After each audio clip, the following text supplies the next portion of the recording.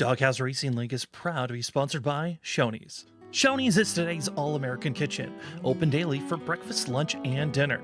Shoney's guests can count on quality, delicious food along with warm, friendly service. Stop by one of the West Virginia locations to try their freshly prepared legendary breakfast bars. And don't forget to take home a whole strawberry pie. Shoney's, delicious food and friendly service since 1947.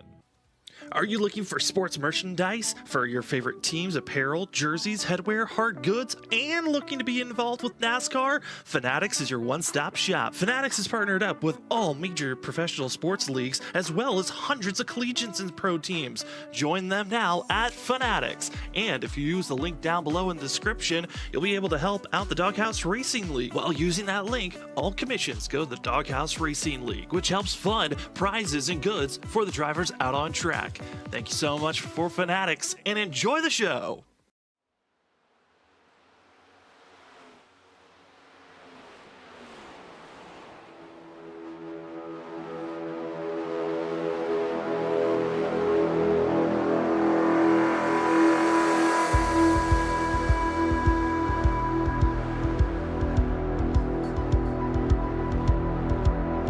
Welcome, ladies and gentlemen, to Freaky Fast Broadcasting on your Thursday night. As tonight, the drivers of the Shoney's Doghouse Cup Series are back after a Valentine's Day break. The drivers are set prepared for race number 2 of the season for their 2024 Season 1. Drivers at Daytona just that 2 weeks ago, and we got to see the impressive domination from Tissan Axel. But tonight, the drivers get prepared for short track racing instead, as the Doghouse Racing Apparel 160 is tonight's destination. These drivers get to test out this 0.88 mile course, and drivers are ready. Some new to the series, and we're excited to see. Others are hoping to continue on their dominance, and we can't wait to give you all of the show here on Freaky Fast Broadcasting. My name is Sam Dyer. Joining me up in the booth, luckily we're remote, because we got Zach Hall with us. Zach's going to be under the weather here tonight, but thanks for joining with us, Zach. After a 2-week break, the drivers are here, and they're ready for racing action. Yes, Sam. Exciting stuff, man. Glad to be able to join you guys tonight. It's definitely a little bit under the weather, but we're here at Iowa, and I'm excited to see what type of racing we can get done, because, you know, that first true test is what I've always said is when you go away from those super speedways. This will be where we see really who's cooked up one of the best setups throughout the week, and they've had those 2 weeks, so a lot of preparation, I imagine, has went into this race. Like you said, we have some new faces also joining the league, and there's a lot mixed up in it that I think is going to add a whole new factor in tonight here at Iowa that I think is also a track that can put on quite the show here for a short track. Yeah, new faces for us to be calling, as we're still getting used to the Shoney's Doghouse Cup Series drivers. There's also a new driver to the league who we do know very well. As we head down to trackside, the driver's still underway with practice, but there's some drivers that we know quite well, and top of the board's one of them. It's Christopher Norris that is having his debut race for the Cup Series. Top of the board, but the other driver that we know, always a threat every track we go to, is Jonathan Jennings right there in second. Great lap put down by those drivers, and it's interesting to see too, because this practice session, you know, the times could be a little bit fooling here, because I know these guys are bringing a lot of a different setup from their race setup. You can be much more aggressive in the qualifying setup, especially with the camber of the front tires. That's how much lean angle you actually put in the tires. You can put much more camber in these cars, which gives it really a lot more grip as you get into the banking of the corner. So guys will get very aggressive with that. So I'd imagine we might even see much quicker times than this, unless a few of these guys have elected to use their qualifying setup, so to say. So it'll be interesting to see who's ran their fast lap on a qualifying setup and who's ran their fast lap to the race setup, because there'll be a major difference, in my opinion, between the two setups. It certainly should be a major difference on handling-wise, what a driver is searching for that quick one lap put down for qualifying, and what you're looking for 160 laps here tonight. It's going to be a long one. These drivers here at the Shoney's Doghouse Cup Series have only ran one other time here at Iowa. That was back in the fall 2021 Season 1. Those drivers only had 3 cautions. Jonathan Jennings got the pole, but it was Justin McMahon that got into victory lane. And what's different between that first race that they ran here in Iowa so long ago, 3 years ago, to now, is they're doubling the laps. They only ran 80 laps that first time, 160 this go around. Zach, 160 laps here at Iowa could be a tall test for some of these drivers, I think, mentally and staying focused all the way through. It will be a grueler, that's for sure, Sam. I think you're going to see a lot of drivers have little slip-ups throughout the race. It's just going to who can manage those slip-ups the most, because I've watched thoroughly a lot of this practice, and just seeing the attitude of a lot of these cars.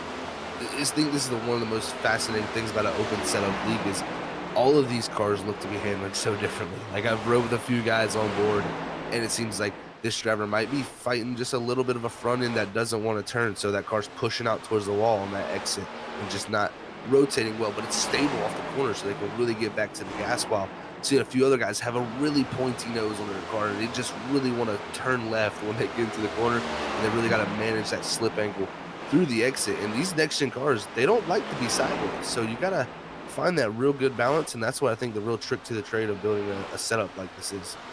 One of the joys for us here, again, first time getting to cover these open setup leagues. Usually the leagues that we cover throughout the week are fixed setups. This is the one where the drivers have the ability to make adjustments even during the race, but our top 5 drivers very close to one another, all within a 10 of Christopher Norris, Jonathan Jennings, Hunter Simpson, Kevin Thompson, and Andrew St. Cours, the drivers to watch out for. A couple of other drivers that I think are hoping for some good rebound racing after some tough runs last week. I know Christopher Leftwich is one of those main drivers, currently 8th on the board.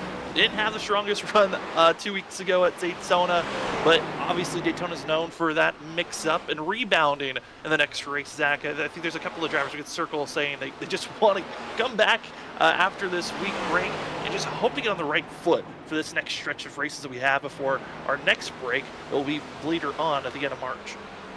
It's always about, getting on the right foot after a bad Daytona. So if you had a tough one like a few guys did, they're going to come here to Iowa, and they have the 2 weeks to prepare. So I think if you had a bad Daytona, you kind of leave there and immediately all that focus shifted to Iowa, where other weeks, they're not going to have multiple weeks like this to prepare. It's going to be a kind of week-by-week basis thing. So I think if you had a bad, run at Daytona, you definitely were in the workshop this week, putting in the time, trying to figure out what type of setup is going to be quick here. And, the thing with dynamic weather and how it all changes and the track temperatures, these guys, I'm sure, have tons of different setups just trying to hit that right balance for that right weather combination. Trying to figure it out. This will turn into a nighttime race as the drivers continue moving forward. But we do want to take a look at want to see how these drivers are doing throughout this race. We can't wait for it. But first, we want to say thank you to the amazing sponsors here at the Shoney's Doghouse Cup Series, because honestly, with all of the leagues that the Doghouse Racing League puts on, it's the big help from these sponsors. Big thing here is Shoney's. Shoney's is one of the major sponsors for the Doghouse Racing League. Shoney's is today's All-American Kitchen. It's open daily for breakfast, lunch, and dinner. Shoney's guests can count on quality, delicious food along with warm, friendly service. Stop by one of their West Virginia locations and try out their freshly prepared legendary breakfast bar. And don't forget to take home a whole strawberry pie. Shoney's, delicious food and service since 1947. As well as a huge thank you to Fanatic, as Fanatic is one of the major manufacturers of bringing out some of the best in sporting goods, from apparel, jerseys, headwear, and hard goods. Fanatic is partnered up with all major sporting professional leagues with the NFL, MLB, NBA, NHL, NASCAR, MLS, and the PGA. And if you're wanting more, they're also connected with the collegiate level and professional soccer teams around the global world. Thank you so much to Fanatics, and if you go out and use the link, down in our description, all purchases used through that link for Fanatics gives a commission percentage to the Doghouse Racing League and helps fund these drivers with helping with prizes and more throughout the year. And as well, with the Shoney's Doghouse Cup Series, it is presented by Group 6.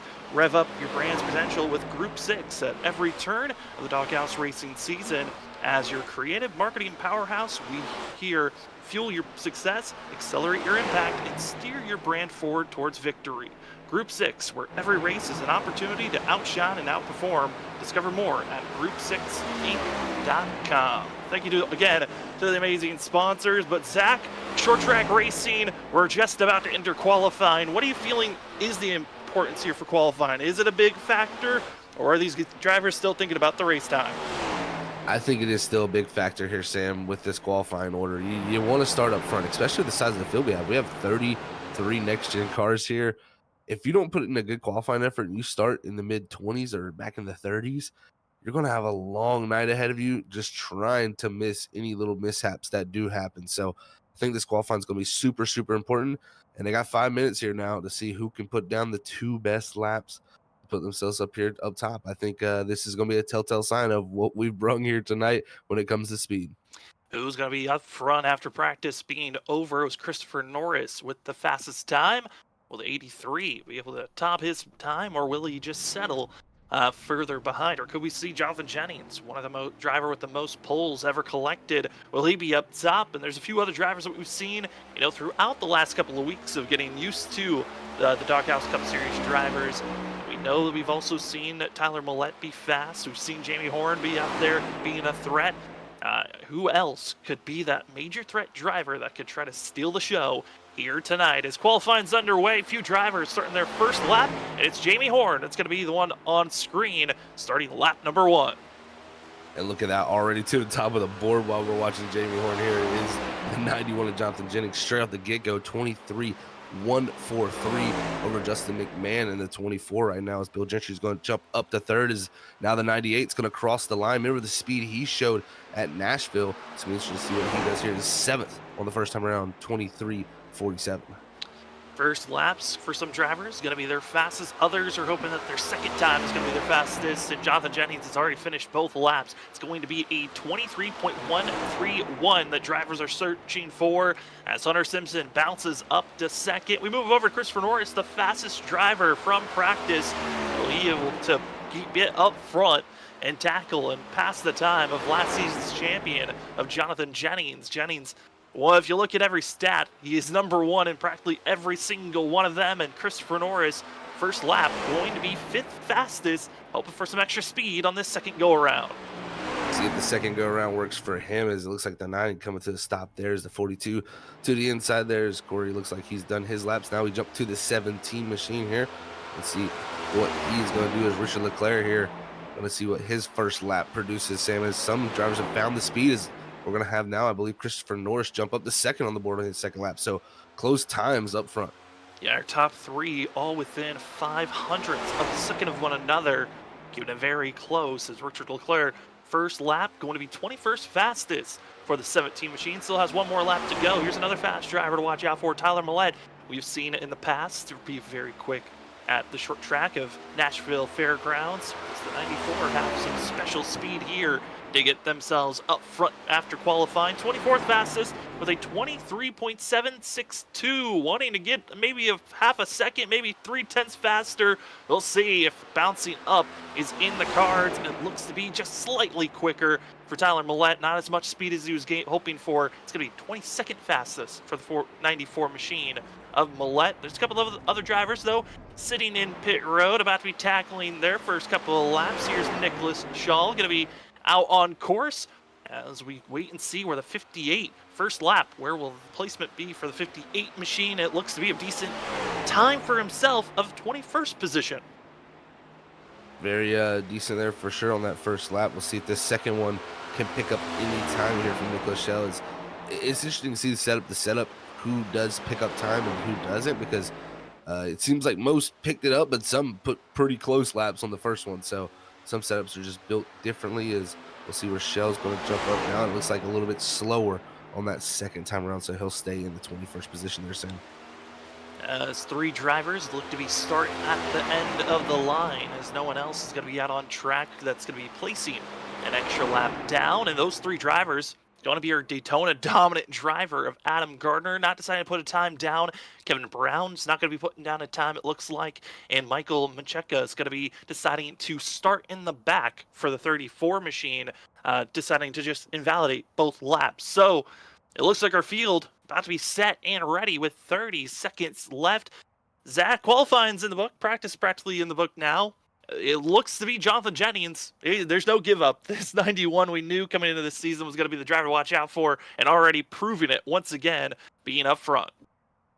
I completely agree, Sam. I mean, he's definitely shown when we were at the the Nashville Fairgrounds the speed he had there, and I was interested to see how it would transfer to these tracks once we got everybody in the field here mixed up, and right off the get-go, straight to the top of the board, and that's why he's a champion. So we'll get to see this defending champion go out here and try to defend it, as he's definitely got some stiff competition behind him.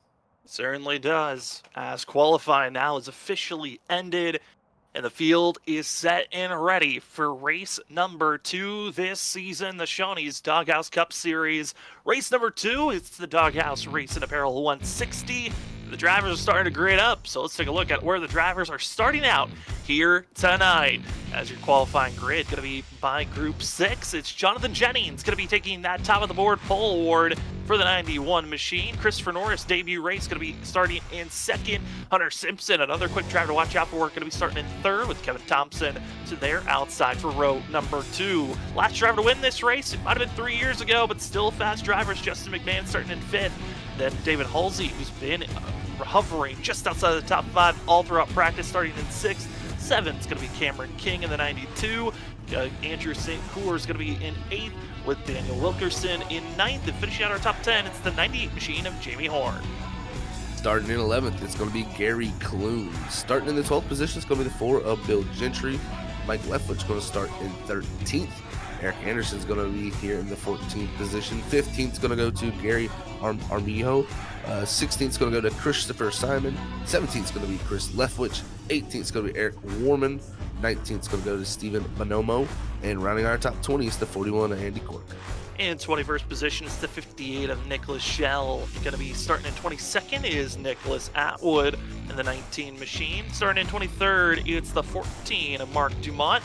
Then in 24th, it's Leroy Koblitz in the 42. Starting in 25th position, it's Tyler Millette in the 94. Richard Leclerc going to be starting back in 26th position. 27th is Joe McKnight.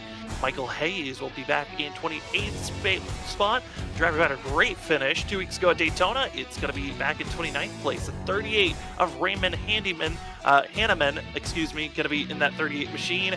Then Harrison Whitehead in 30th. Adam Gardner, Daytona winner and dominator 2 weeks ago, starting in 31st, with Kevin Brown in 32nd. And 33rd is going to be Michael Mencheka, who's going to be all the way at the end. 33 drivers expected here tonight. And Zach, this field, easy to say that Jonathan Jennings is the favorite to watch out for, but Hunter Simpson's shown some speed, it looks like, through practice, and based off of how last season went, it was Jennings, Simpson, and Daniel Wilkerson, your top 3 after the points, and they're going to be up front and ready for the start of this race as they have one more pace lap to go. One more pace lap, a little bit more time to build up those jitters here for the early race of this start. And this is a race, I'd say, where those jitters are real, actually, because Daytona, you have them, you do have that little bit of a preseason feel, this is the start of everything. But I feel like when you get to that first real oval track such as this, you really get that sensation of this is the season starting. So we're going to get to see these boys go at it, and I'm excited to see who's going to have what tonight, because I'm telling you, a lot of these guys have prepared a ton, and this race is going to tell us a lot, I think, heading into the next few weeks. Jonathan Jennings deciding to start on the outside for the 91 machine. Again, once you get that pole award, you got the decision if you want to be on the inside or outside. 91 deciding that the outside lane is where he's going to feel the most comfortable on the start of the race, as the driver's just about to exit turn 4 and get ready for racing for 160 laps. No stage break, no fast repairs, 3 extra sets of tires in pit road, and we are green for the Doghouse Racing Apparel 160. Jennings already going to be a car length ahead, but it's side by side for second place. Second place, like you said, side by side, but it looks like Christopher Norris going to pull away there up to the second position. Now off the exit of 2, actually going to go on the side by side with the leader, Jonathan Jennings. So a fight for the lead here early. Already going to be fighting for the lead, Jonathan Jennings, who got the pole 3 years ago, didn't get to lead a lap, but Christopher Norris is hoping to continue with that trend. But across the line, the 91 will take that lap lead. That's 5 bonus points for the 91 moving forward. But a clean start for the field. Lap 1 is in the books, and Christopher Norris doesn't want to wait long, and oh no, trouble! Spinner! It's going to be David Halsey in the inside wall for the 57. We stay green as he was off the racing surface. Staying green here as Christopher Norris is going to make that pass, as you're going to see Halsey here up the speed once again. As luckily, looks like he stayed out of that inside wall there, Sam, luckily, because that was very, very close there. As you see a fastest lap put down by Christopher Norris on leader. Christopher Norris now trying to pull away for the 83 machine as Jonathan Jennings, again, only gets to lead 1 lap, but settles. I don't think that it's a terrible thing. We got still a lot of racing to go, and just like what we saw from that of Halsey, it is difficult with these cold tires and everyone's setups trying to find that smoothness as Christopher Norris puts down another fastest lap of the race. Looking very quick out front. That clean air can do a lot for you here as we're watching a little bit of these drivers setting up some battles here a little bit farther back, and this is just outside of the top 5 for that 6th position is Bill Gentry in the 4 machine, along with the 6 of Kevin Thompson, who's dropping back here a little bit. Sam, surprised to see that as Thompson, one of the faster cars. I'm surprised to see him dropping back this early. I mean, this is one of the trends you can see from drivers. It's a give up and go, as falling back quickly is going to be Cameron King, who did not feel comfortable, and there's actually going to be an incident and bringing out a yellow with the spinning Joe McKnight and other drivers getting caught up with slight spills. A bizarre wreck happening for the field as Joe McKnight just could not keep it together and wrecks in front of the leaders.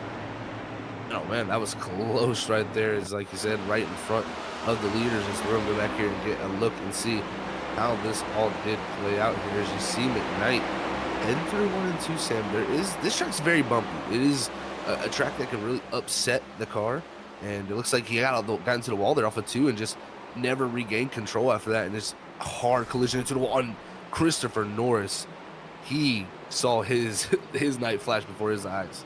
He certainly did, and another driver that felt it was going to be seen, I believe. It was the 24 of Justin McMahon. Heavy contact from the 24. They're going to have to go to the pit road. And Eric Anderson, another driver, looks like a slight broken toe length for the 43 after slight contact between themselves and Bill Gentry, it looked like. That was so unfortunate for Justin McMahon there. Just nowhere to go, and it just shows you can be anywhere on the racetrack. You can think you're in a safe position and something like that happens. So you always got to have a little bit of not only luck on your side, but just be able to make that right reaction, and really nothing that McMahon could do there. Just straight into that car of McKnight there. He was wrecked. I mean, it's such a bizarre incident. Joe McKnight's decided to start on pit road, so was already dealing with issues, and then gets caught up with that wreck. And for the 51, not the way that he wanted to start this race here tonight, nor the season for the 51 machine, but automatically, I know for the audience, they don't hear it, but for us up at the booth, we can hear the drivers' radio channels over talking to one another, and automatically Joe McKnight was apologizing after that incident, did not want to have that happen. But he hates to see that it takes out, one of our faster drivers of Justin McMahon, not going to be able to become a 2-time winner here at Iowa. And also with Eric Anderson, kind of an innocent victim trying to avoid the incident there that brought out our first caution of the day. Christopher Norris still leads the charge up front, as well as Jonathan Jennings, Hunter Simpson, and now Jamie Horn going to be the 4th driver in line. Zach, early showings, it looks like our top 3 looked like they were in a comfortable zone, just pulling away from the rest of the field. But, man, that middle of the pack was getting chaotic and fun to watch right before that yellow. It really was, Sam. They were, the 92 there had a really, really big checkup off the outside. I think it was Cameron King, and we saw that happening as that wreck happened, and that was 3 wide, almost 4 wide at one point, and I think a few guys were definitely having to dodge there. As early in this race can be catch you guys a little bit off. So you got to be ready for any of these conditions, and the conditions of the track is going to change with the rubber laying down. So a lot of situations where maybe these cars are just set up not for the condition that these guys are in, and you can have those big moments, especially in this next gen car, where it'll catch you off guard in an instant. It really could, as right now drivers getting ready for this go. As Justin McMahon is going to be able to still be out there on track, and Eric Anderson both able to get their repairs done. Both have been coming in and out of pit road getting service done. Eric Anderson 1 lap down. Justin McMahon able to stay on the lead lap. Joe McKnight below an engine. If he is going to get back out there on track, it probably won't be until about around halfway or even further into the race if he's able to get back out on track. Drivers up front ready for the 1 to go marker. That's when the pace car lights go off and allows us to get back to racing action.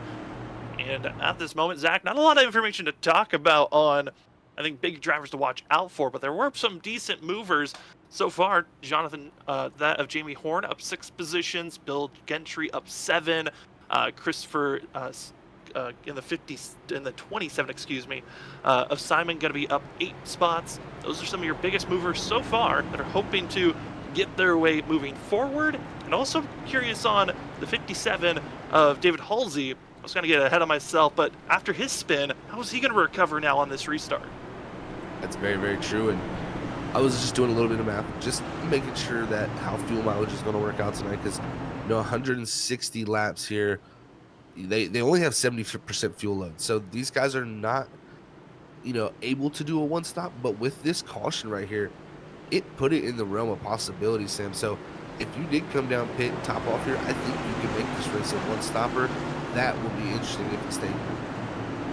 Well, for Justin McMahon, he's the only one on the lead lap that just came in and topped off on fuel. Could be a big gain for that driver as pace car pulls off. First caution in the books. It's time for us to get back to green flag racing. Slight checkup on the inside row, but Christopher Norris, great giddy up and go as the Doghouse Racing Apparel 160 is back underway, and it's Hunter Simpson trying to get by the 91 of Jonathan Jennings. Yeah, let's see if Simpson can do what Norris did there to the Jennings, but just looks like he'll fall in line here. And, I'm wondering, maybe Jennings right here just kind of holding back room. Remember when we watched him there at the National Fairgrounds with Jamie Horn there, who's the 98, who's just worked his way up into 4th in that 98. Remember how fast the 98 took off there? Really showed some amazing speed out front. But it was that 91 who really had the long run speed and conserved this stuff. We could be seeing a similar trend here. Yeah, that long run pace is what I think a lot of these drivers are hoping for. As trouble in the back, it's in 30th position, 17. It's going to be Richard Leclerc having trouble off the exit of the corner as he got onto the apron, drifted, and now trying to go forward if possible. But a bad smack for the 17 and just feeling awkward with the heated up tires. Now finally able to start rolling forward. Yeah, it looks like he's going to let the field go by here too, so he can get up in line and not mess anybody up. So respectful move, and luckily no toe link damage or nothing like that. So that's what I was worried there with him being that close to the inside wall. Sometimes a very small hit can just break those toe links and quickly get that required damage flag. Certainly could. Also just saw him pop up. Jonathan Jennings just put down the fastest lap of the race, 91. I think finally decided it's time to get rolling. As take a look at the drivers just outside of our top 5. It's the 27. Seeing this machine trying to push forward, get by Bill Gentry, but Simon's looking to try to find some good speed. Missed out on Daytona, and Christopher Simons was excited, talked about on Discord with the drivers, and can't wait to get it back out there on track. And now the 27 trying to make the pass to get inside of our top 5. Big run to the back bumper of the forehand here. Bill Gentry looks like another good run through the center. Had to check up just a little bit, and that's just good racecraft there from Christopher Simon as he shows the patience of, he could have stayed in the gas there and probably even got in the back bumper of the floor. But nice, respectful racing between these two is now going to set it up a little bit higher, but entry to the center, and now going to get to run down the back straightaway to the inside. And this track here, multi-groove action all over the place, especially down here in turn 4. I think Melissa Bill Gentry with a pretty good exit up top, but Christopher Simon with almost a relative even exit on the bottom. Trying to make their way forward as quickly as possible is the 27 machine as Gentry holds steady on the outside. The 4 staying quick, but the outside wall sneaking up, slight brush, and giving a chance for Simon to take this pass away. Also behind them, you get to see the 8 machine. Talked about how Chris Leftwich is a driver that was hoping for a good rebound after the Daytona finish that 8 machine found him with. Well, right now trying to push forward. Also have a report. We have one driver officially out of this race. It's the 33 of Kevin Brown. Right before we went back to green flag racing under pacing, that looks to be maybe a disconnect, a mechanical error. The 33 shot right to the inside wall and decided to call it a night after destroying the 33 machine. You hate to see when a mechanical error takes you out of the race. That's always so tough to see for sure, Sam. And good by him. Good job by him by getting off the track and not causing any issues, but always tough to see there when you're involved in that one. As we're looking at the 31 here, that's Eric Norman here. He's worked his way into the 7th position here after starting 18th, and I watched him in practice. Had some really good long run speed. I actually liked how his car looked. I think he was one to watch out for, in my opinion, from the longer run speeds. And Warman and Simon both are moving up quickly and efficiently together, both tied as the biggest movers at this moment. Simon just actually made the pass on Jamie Horn, now going to be up that of 12 positions. Take a look at the weather, and the weather conditions might be helping some, might be hindering others, as the ambient air temperature is 71 degrees, track temp is 75 degrees, slight wind the drivers are dealing with, but Zach, that track temp, a big factor that could be helping or hurting some of these drivers out on track.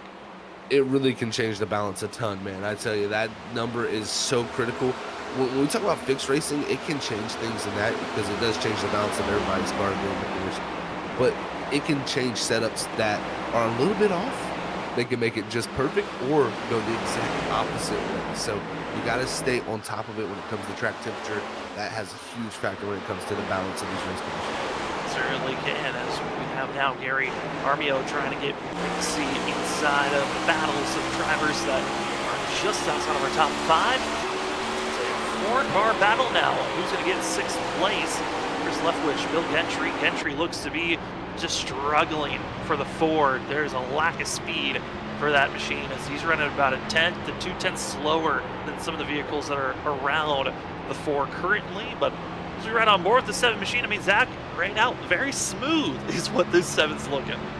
It looks smooth. It definitely does from our homeboy point of view, for sure. So he's got it hooked up, and he's looking to the inside of Warman, who's trying to find a way around the 4, who, like you said, just seems to be struggling a little bit here as this run continues on. And these cars will go through a big balance shift, especially after those tires start to warm up. That's when you got to really have the balance right.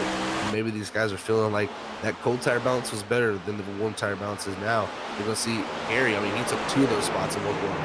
He did, and it was a quick move. Get by 2 and maybe take a 3rd, as Jamie Horn is starting to fall back for the 98 machine. And seeing drivers, their times, I think we're starting to see again, drivers can make their own setups. Again, we've talked about this as an open setup league, so drivers can make adjustments coming into this race and during the race itself. And Zach, 26 laps into the race, I think we're starting to see those drivers that were really aiming for the long run, their cars are coming to them.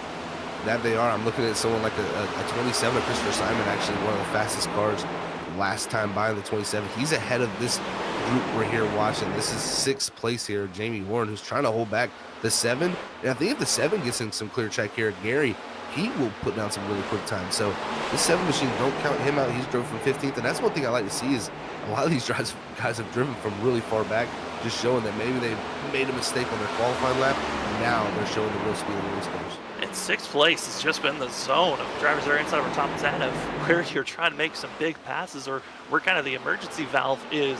Armio now is starting to build up a train behind him, and one of those drivers that's joining in, see it on screen, the 78 of Wilkerson, who is coming off of a race where Loud Pedal as a team really didn't get the finishes that that team wanted.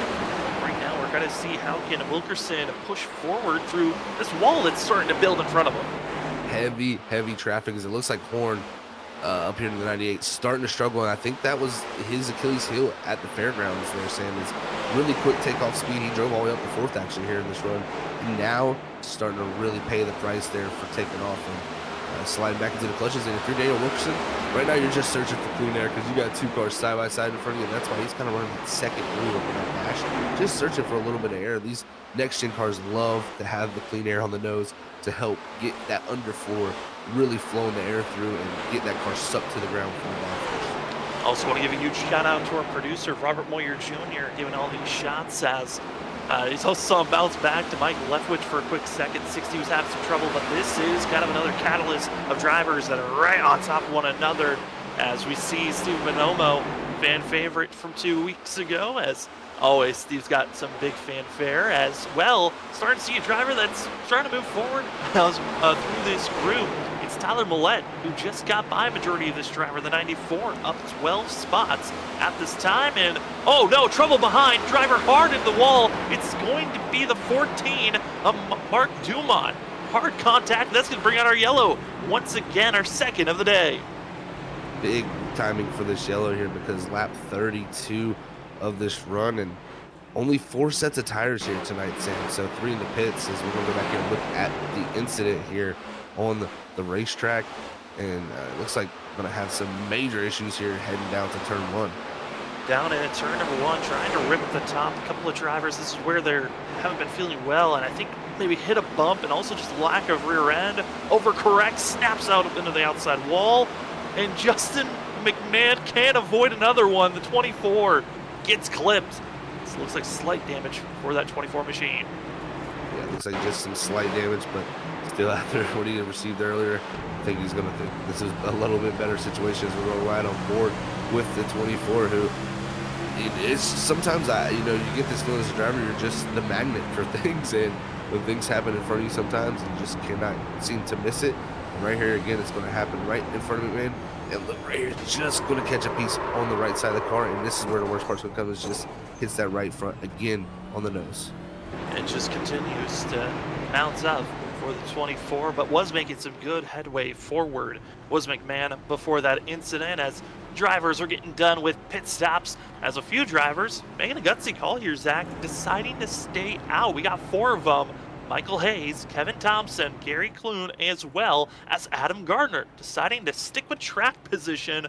But that is going to be a massive difference on tire wear compared to those that just came in for 4 tires and fuel. That it really is, and it looks like these guys are coming down this time. So it looks like they said, never mind.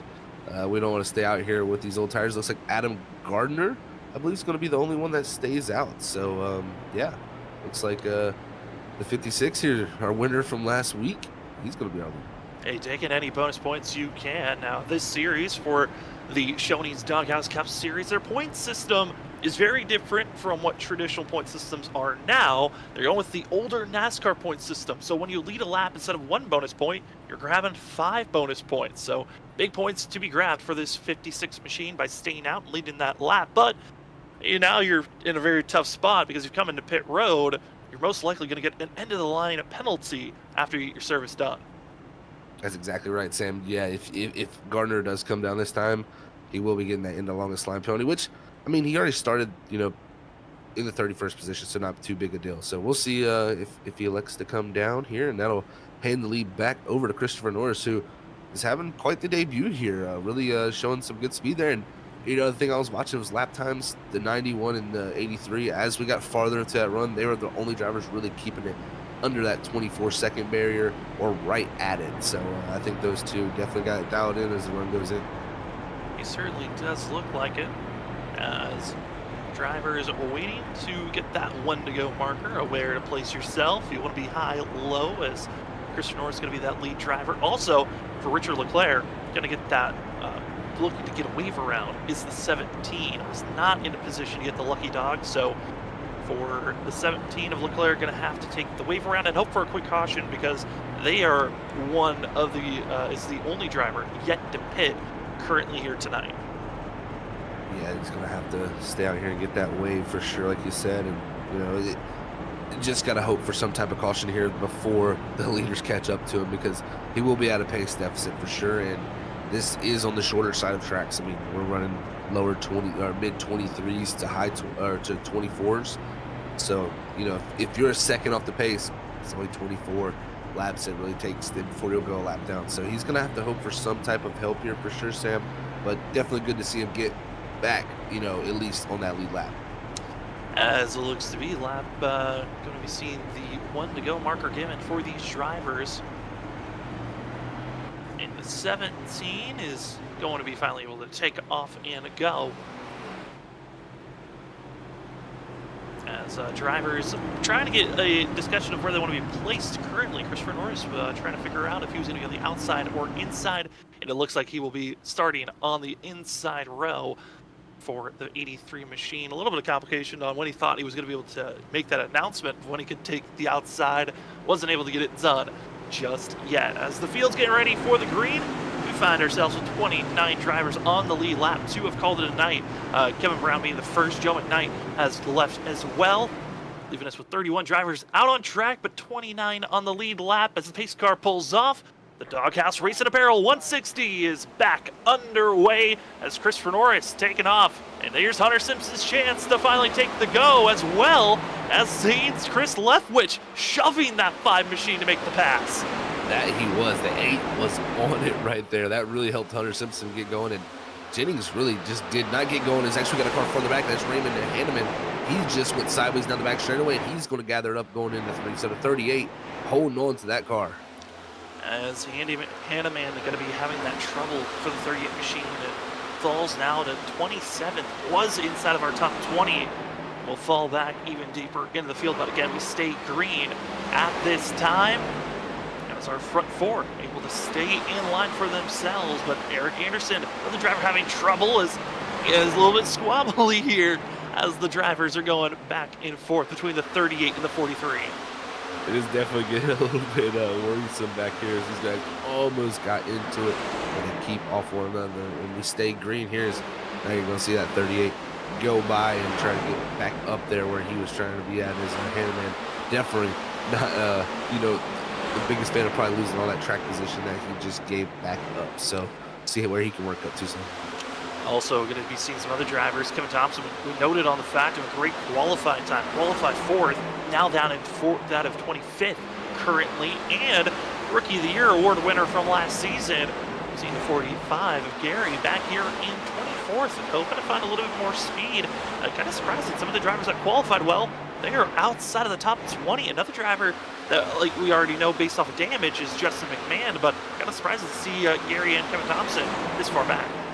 It really is, and oh no, that's contact major there as the 7 gets into the back of them, but they save it somehow. No. 22 going to be spun to the inside. That's going to be Michael Hayes.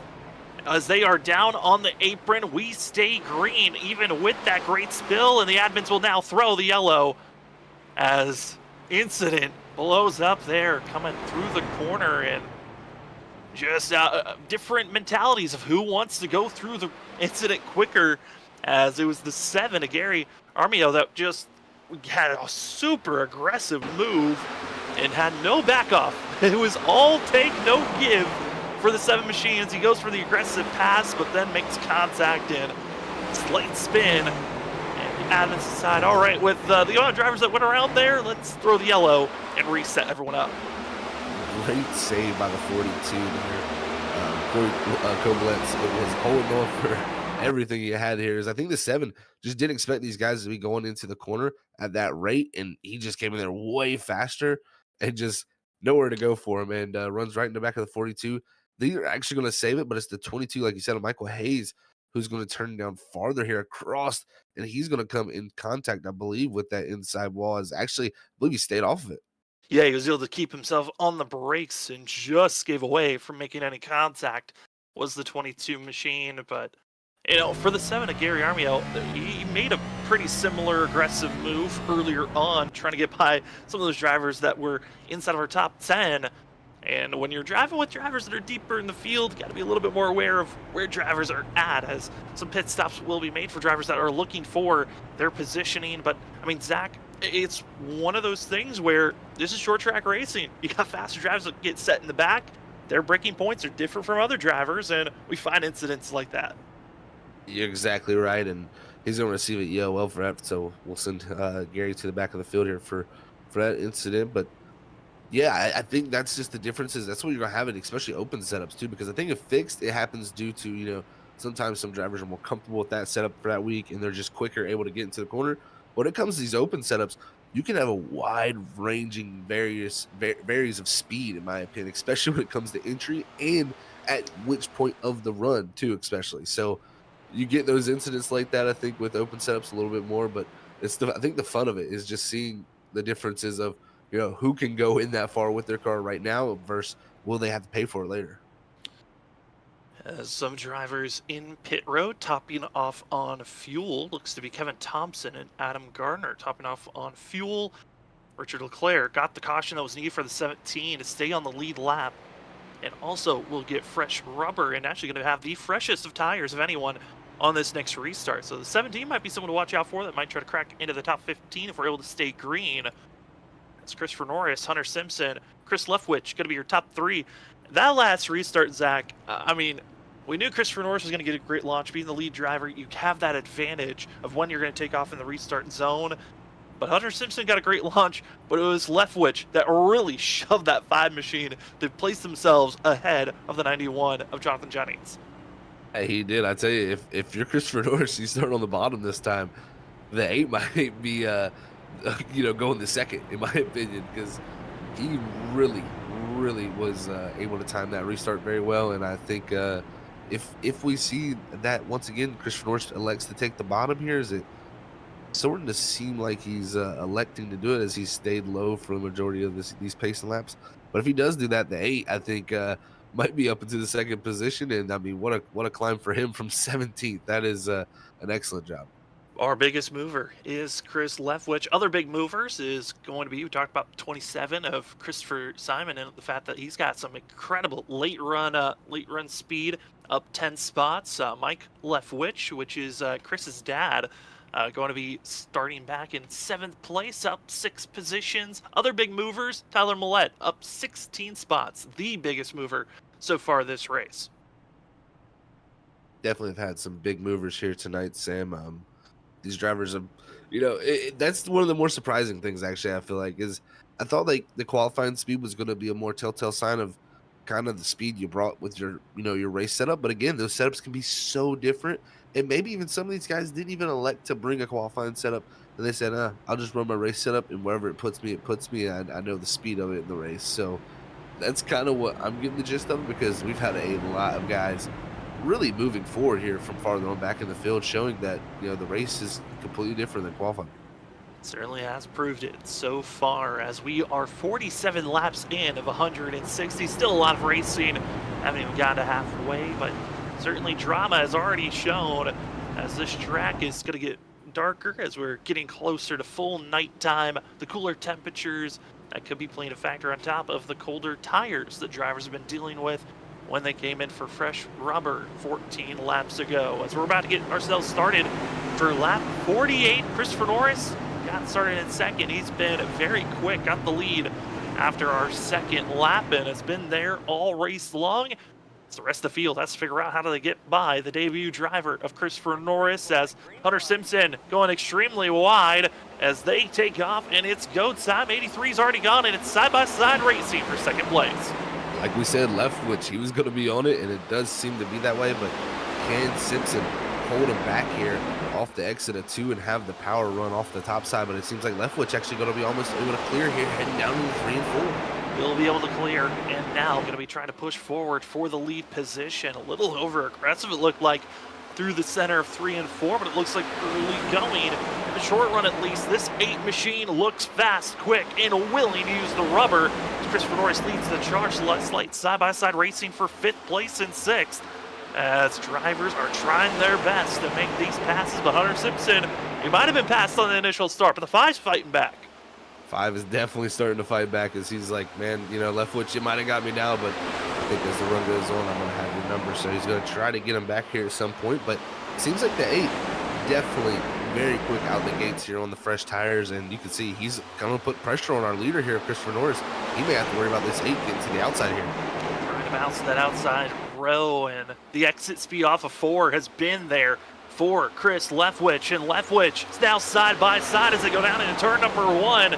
The 8 machine, one of our biggest movers right now, showing that the race pace is there. The setup might have been adjusted, and it is cooking at this moment as the 8's got the nose, but not able to fully clear just yet. Watch out for this massive run off the exit of turn 4.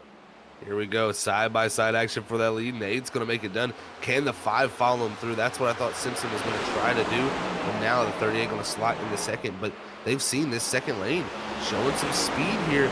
Will these drivers elect to go up there? My only concern, that lane up there, Sam, it really seems to hurt the tires a little more with the higher speed carry. I mean, that's always that a give and take. What are you willing to risk compared to the reward of going for the positionings in the early portion of a race, where maybe a caution flag will come out the next couple of laps that could allow you to keep this track position? I think that's what Leftwich is banking on. Stay up front, cook on that second row, and it is working for now as everyone's settling in up front. Christopher Norris trying to fight back in some fashion, but it just looks like he's giving up so much time on the entry of the corner. He can't get any of it back off the exit. Very interesting to see how this has shifted the tides here now that it seems like these guys have felt like a little bit maybe a shorter run. Maybe they want to push their equipment a little bit harder. Maybe the 30 or the 83 of Christopher Norris not looking to do that. So we'll see what the 83 can do, but the 8 elected to run that higher groove. It's really looked good so far, but the 38 through the center of 3-4 almost pulls up to the inside, and that's almost hurting him on the exit because he can't exit high. Hop on board with our pole sitter and last season's champion of Jonathan Jennings, as he's got a great picture of these 3 drivers battling for the lead. Side by side is for the lead positions. Leftwich continues to hold off that positioning. And also seeing where will Hunter Simpson go, and even behind Jennings, there's some fast drivers that are starting to close in. You got Eric Warman, Christopher Simon, and Mike Leftwich that's getting into the mix. Our top 7, all within a second of one another. It's stacking up right now. Everybody is kind of feeling like this may be go time, and I think the reasoning behind that, these are going to be a little bit shorter of runs if we do stay green here, folks. It's not going to be as long a run as what you were expecting earlier in this race, but now these drivers know it's going to be a little bit shorter runs. Let's go out here and get some track position, because even if we do get a long run, I need the track position, but also if we get some more cautions, there's no better way to pass than right here before caution. Really isn't, as starting to see a lot more single file for upfront racing. Do you want to drop back to 8th place runner? That's David Halsey, again, who's now moved up to 8th place, and this 57, lap 1 or lap 2, fell all the way back to the end of the line. Now back inside of the top 10, starting to move forward and looking at the lap times. Very competitive compared to what our top 7 are. That they are looking very, very competitive. So Halsey making the charge up here. As you can see, that 57, I mean, it's looking good. The lap time's around what the leader's running, so we'll see if he can make his way up there. There's also got Steven Bonomo. He's right here in the 9th position, directly ahead of Tyler Millette. As these top 10 starting to spread out a little bit. Starting to spread out, and Millette, one of the bigger movers, as he's been trying to make his way forward at a pretty consistent rate that we've seen from Chris Leftwich, who leads this race currently. And now the 94 instead of our top 10, up 15 positions from where they started. And as we fall back to 11th, we find Daniel Wilkerson, who's down 2 spots, but Wilkerson's been kind of hovering around here. He's been up to the highest of 7th place and has fallen now to just outside the top 10. Other drivers that are trying to make some big moves forward we haven't talked about today, it's Andy Cork in the 41. Didn't get the best finish that he wanted last week. 2 weeks ago, at Daytona, our last race that these drivers ran. Behind him, it's the 24, Justin McMahon, still willing to fight after being involved with our last 2 incidences. What a rebound for the 24. If he can continue this, I think a top 10, maybe even a top 5 night is possible. We've seen how good he's been, in the past history years, is a past winner. So definitely feels good at Iowa. I think he made a slight contact with the wall there, but making sure to use all that racetrack. And if you read the chat, notified him. If you're just listening, we have gotten confirmation of what happened to Kevin Brown during pacing under our first caution. Again, just pulled it straight into the inside wall. Reasoning why? His wheel disconnected after the Oculus had issues as well. And it looked very similar to other Oculus failure incidents that we've seen in the past. And Zach, you hate to see that for a driver, especially so early in a race. You really do hate to see that for him, man. It's been a common occurrence we've been seeing across iRacing lately. So tough break. I know a few guys that have suffered it before lately. So it seems to be a common thing with VR, and it's unfortunate because it's such a cool thing to have in sim racing that a lot of guys don't get to experience. And when it crashes on you, you think more about, man, should I do it more? So tough break there, but we're getting to see some of these more guys. It's interesting. Cool. One of the drivers I expect is maybe a little bit more speed out of this 12 here, but right now running in this 19th position after starting 8th, so has dropped back a good bit. Yeah, Andrew St. Cour's just like Kevin Thompson. I was expecting a lot from these drivers to be up front as they qualified so well inside of the top 10. Now you've got St. Cour just inside of the top 20. Outside of the top 20 is Kevin Thompson back in 23rd. This is kind of a shocking running I was expecting from these drivers for both. I thought they were going to be at least top 10 contenders. It just looks like here, at least in the first half of the race, The speed's not there. Might need a little bit more help on adjustments and maybe some luck to be inside of our top 15 for the 12 machine, who's slowly trying to chip away. Also, update on the 7, Gary Armio, up to 22nd position, doing a decent job recovering and moving forward for the 7, who next driver in front is going to be the 45 of Gary Kuhn, who's going to be the driver in front of them. Including that rookie of the year, like you said last season, right now not having the greatest of nights after starting 11th. And that's the interesting thing is, Richard Leclerc, the 17, into the inside wall in the back straightaway, and he's going to get back up the speed here. But another spin off of 2 from the 17. It's been a tough night for Richard. Off of 2 has been the trouble spot for a majority of the night so far. Usually in the fixed setup league, whenever you got fixed setups, drivers are having issues off the exit turn 4. Instead, it's turned off into the exit of turn 2. As we take a look at the self spin from the 17, this did not bring out a yellow, but this just happened to the 17, who also is on some of the freshest tires of anyone. Now he's in recovery mode of needing another caution to get back in the fight. Huge hit there too on the nose, and he's lucky that he didn't get no required damage flag for that. So could have been a lot more damage, because that was a big hit for sure. And now, like you said, on some of the freshest tires, he's going to have to try to stay in front of our leader here, who he's about 18 or 19 seconds back from the lead, and losing time also to Chris Leftwich. As Chris Leftwich now under fire, Hunter Simpson is on the charge, back on the back bumper, and I think we're starting to see that swing of being 36 laps on this stint. There's also a caution that helped out these drivers to go a little bit longer on this set of tires. But Zach, it looks like we might be seeing another swing, and something we haven't really talked about when it comes to these setups is there are, short run, medium run, long run. There are phases in between phases, and it looks like Hunter Simpson is starting to hit his mark as he takes to the inside. Leftwich stays high, and the 8 defensive move, but it's not going to be enough momentum. Will fall back to second place. Big pass there for Hunter Simpson, man. That is great for him, because now all clean air ahead of him. He's got Christopher Norris, who was breathing down his neck, who's now trying to take over that second position from Chris Leftwich, who seems like maybe has had a little bit of that speed fade away after he's gone up front using that outside line. He's going to be side by side here with the 83 coming off the exit. The 83 a little bit loose to make the pass on the inside. He's trying to make sure he stay off the 8 machine, off the exit of turn 4, and we're able to do so, but lots of time. Oh, there's a bump though, center of the corner. Norris wanted to giddy up and go sooner than the 8. Slight contact, but these cars, talked about it slightly during Daytona, they're kind of like tanks. You can bump with each other, but watch out, lap car right in front of Leftwich as the lead lap drivers are trying to get by as they're giddy up and going, but oh boy, are they getting contact space, and Norris trying to hold on as there's slight contact between himself and also Jennings. Yeah, he's got to cool them tires down. They're going overheated right now. He's got to really back up these corners right now. As he tried to make that pass on the 8, and it really overheated the right rear. And you can see right now he's struggling from that as the 27 is now going to look to the inside. He's just got to back it up here a little bit and just hang on for a little bit and let the temperatures come back down. As got to be seen, the 27. Simon has been very good on these long runs. We saw it on that first long stint that we had. 27's trying to make this pass, not able to make it just yet, as their top 3 that were on top one another now have a little bit more spacing to work with, as the little slight calamity of the tires building up, and still the fight for 4th underway as they continue to race on. For us, Zach, we're just about to cross into halfway, but the tires, I don't think they're going to be lasting for very much longer. That they are not. These guys are starting to heat these things up, and the lap times are dropping away, Sam. As you can see, the 83, who had strong control of this race at one point, now falling slightly back. Here's David Holsey going to look to the inside of him. As it seems like he's overheated those tires, Sam. And it just shows you can have this set up in the right balance area, but if you drive it wrong, it can really swing the opposite way. And right now, I think that's what he's fighting.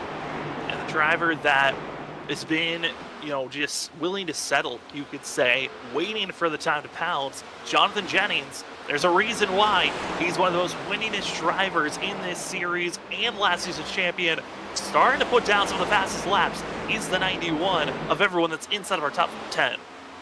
That he is. He's putting down some really quick laps, and not surprised to see that from the 91, as he's I watched him. He was really methodical. He was letting everything come to him, and I think that was the smart play. Is now he's in position to try to go up here and run down Hunter Simpson, who's been about a tenth quicker than here the last few laps. Is watching Leftwich here, just hang on the outside. That car looks a little too tight, but with it being tight like that, Sam, he can at least keep good pace and consistent pace where it's not every now and then twitching out and getting loose on him. Yeah, in Trendfine consistency, I think it's going to be the key here until they can get into pit road. Look at some of the other drivers that are behind our top 10. One driver, a note that I want to give huge credit to, the 22 in 9th place, Michael Hayes, was spun out. That brought out one of our most recent yellows, now inside of our top 10. Great recovery run by the 22 machine that is inside of our top 10. Also, Wilkerson has just crossed into our top 10. A couple of drivers starting to feed backwards, and it's giving opportunities for Andrew St. Cours in the 12. He's on the charge now, just outside of our top 10. Looking strong now is that 12, and like we said, we were worried about him farther back. Now really starting to make his way farther up, because now you're going to see the 90, or sorry, not the 98, the 58 there, and Nicholas Snell up the racetrack. That's going to allow the 12 to almost get past him, and a good run off the top is from the 58. Is now the 12 going to dive to the inside of the 9 of Stephen Bonomo.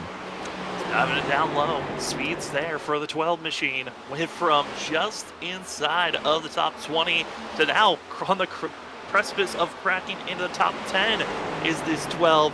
St. Cours looks good, as well as other driver that we were expecting to try to make the charge forward. Gary Clune is cracked into the top 20, and I think we're starting to see those drivers that have the extreme long run pace, but they've given up so much time to this point that it's just salvage as much as you can instead of a winning kind of car it looks like some of these drivers have. That it is. It seems like kind of salvage right now for sure for a few guys.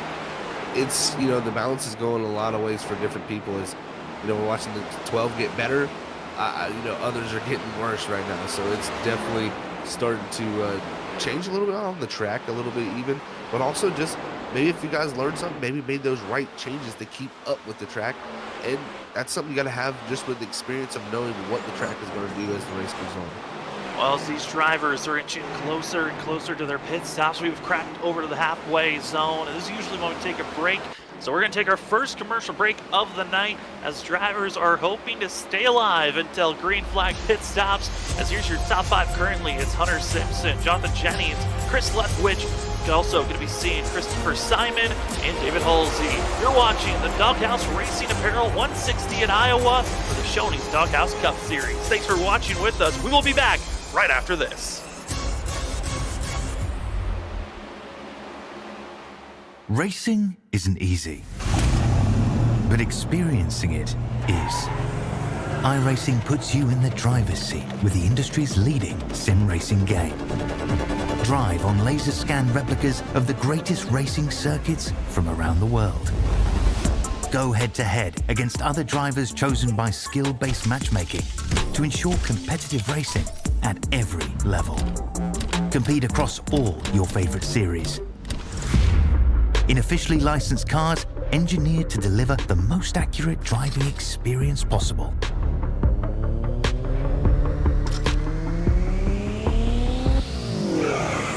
Join a race or host your own with players from across the globe.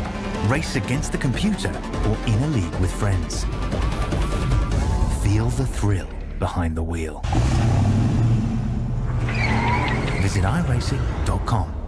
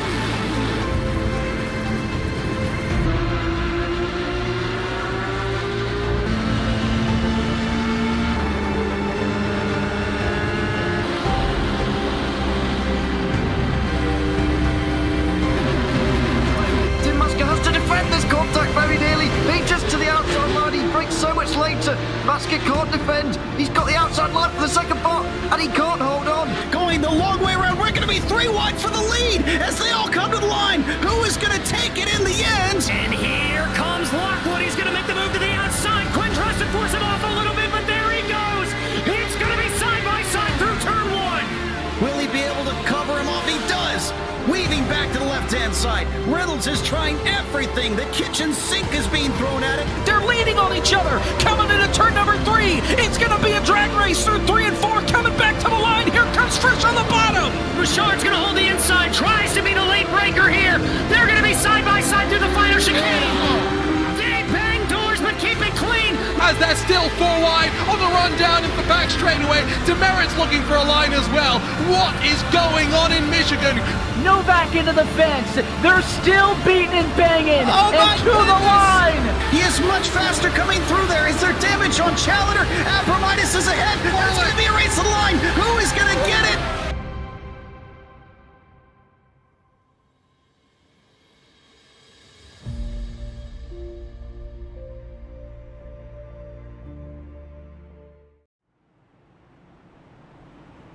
Welcome back, ladies and gentlemen, under caution as we had an incident break out as looked to be drivers were starting to fall backwards, and it was Christopher Norris, we'll see here, just enters turn 1, tries to get back on the throttle, and it was actually through 3 and 4 where the 83 found himself just falling backwards, feeling a little bit out of control, and lack of grip, spins out, overcorrects, and he's going to find himself absolutely destroying. But you see it further on, down, it's the 14 of Dumont who goes colliding, and another driver bounces into him. That was Cameron King, as the self-spin hurts for the 83. Christopher Norris' race is most likely done after a strong performance, but Cameron King, another innocent victim of another wreck, and this one hurts the most for the 92.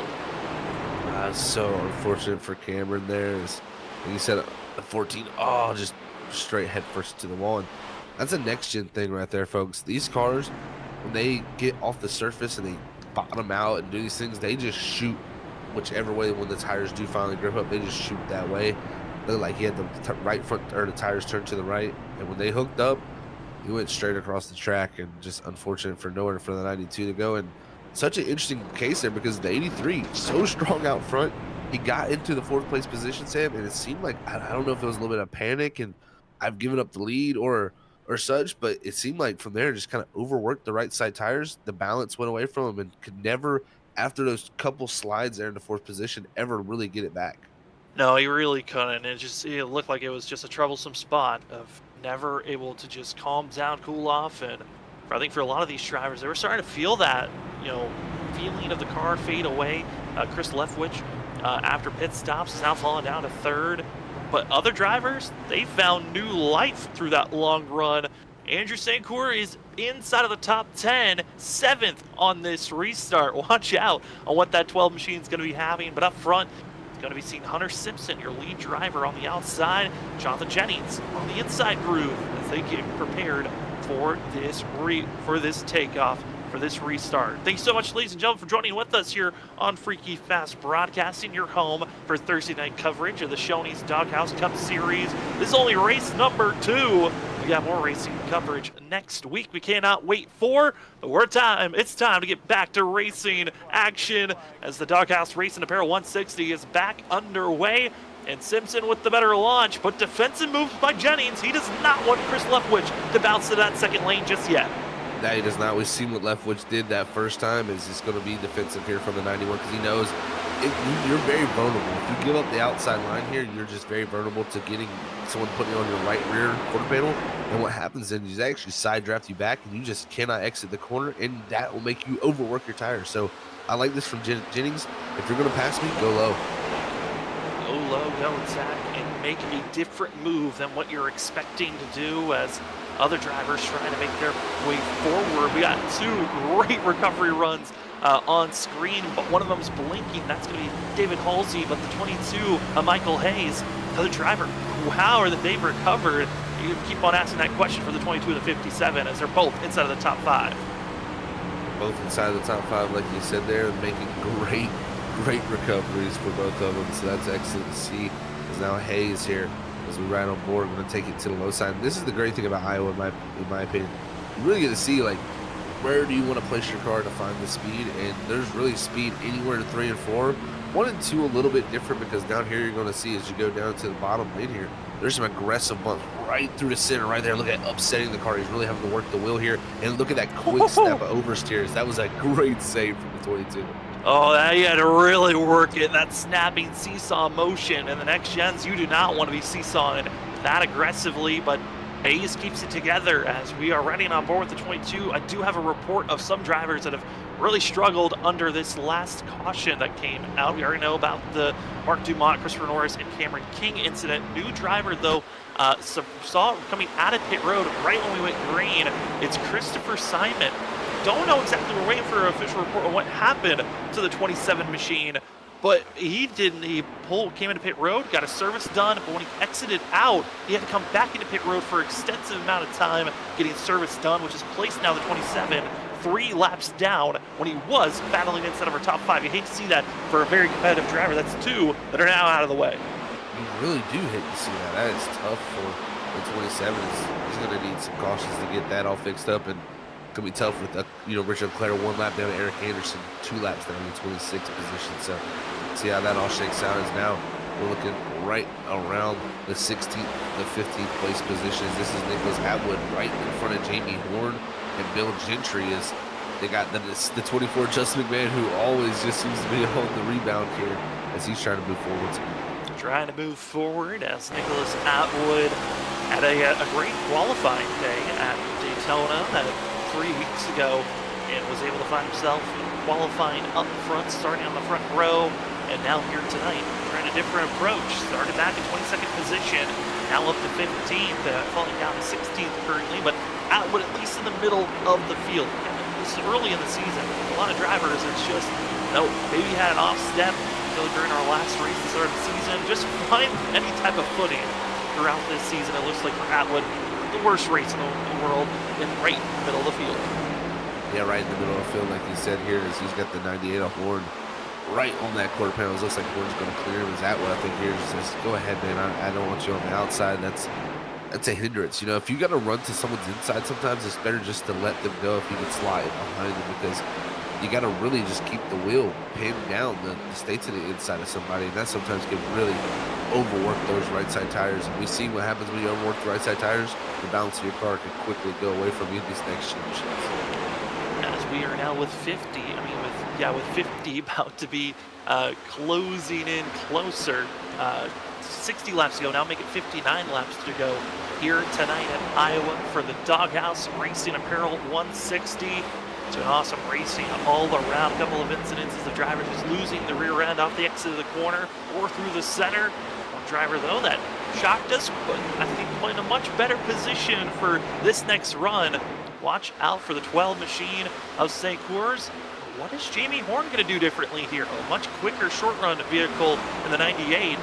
Will they be willing to give up a lot of space to try to save some tires for the long run, or is it completely go time, try to recover those positions and bank on a caution? It's always the question, and also that question also could be just, did he make a change in the pit stops? Because there is options available. Not only can they adjust the air pressure on all 4 tires out there, folks, but also they can change the spring offsets, which will raise and lower the rear of these cars, which in turn can change the cross weight, which cross weight is a number that pretty much determines how loose or tight the car is.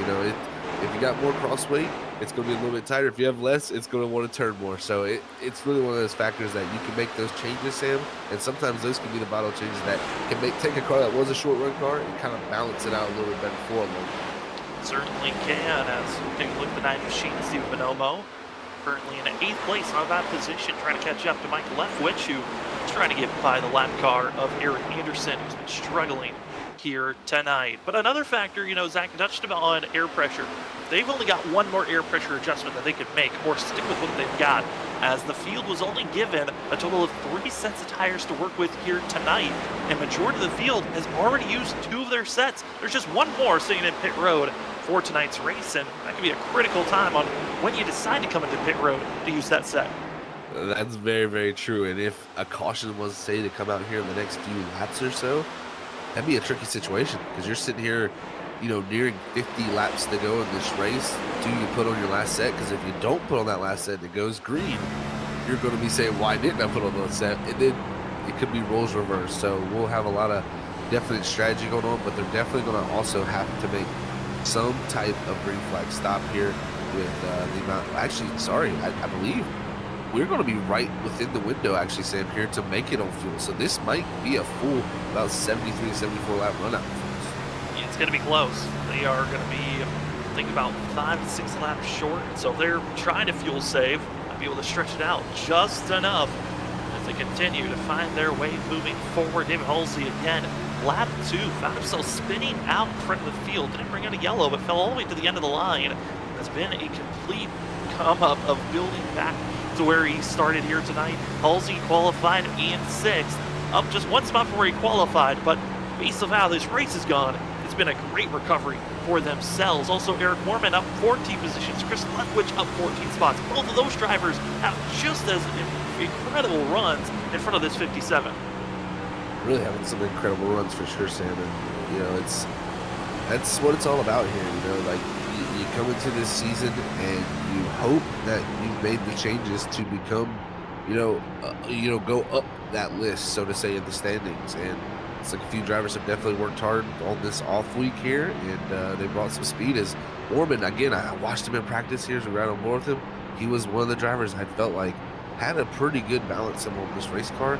He's just slowly and methodically worked his way farther and farther forward. Looking at the lap times the drivers have been putting down, one of the faster ones has actually been Michael Hayes and Mike Leftwich currently, as they're trying to close in on those 3 drivers battling between one another. But trouble has struck for one of the drivers in the back, and it's going to be Jamie Horn in the 98 machine pulling it into pit road. The vehicle just does not feel solid underneath them, and deciding pit stop is more important. Just get some wear, get some fresh rubber underneath.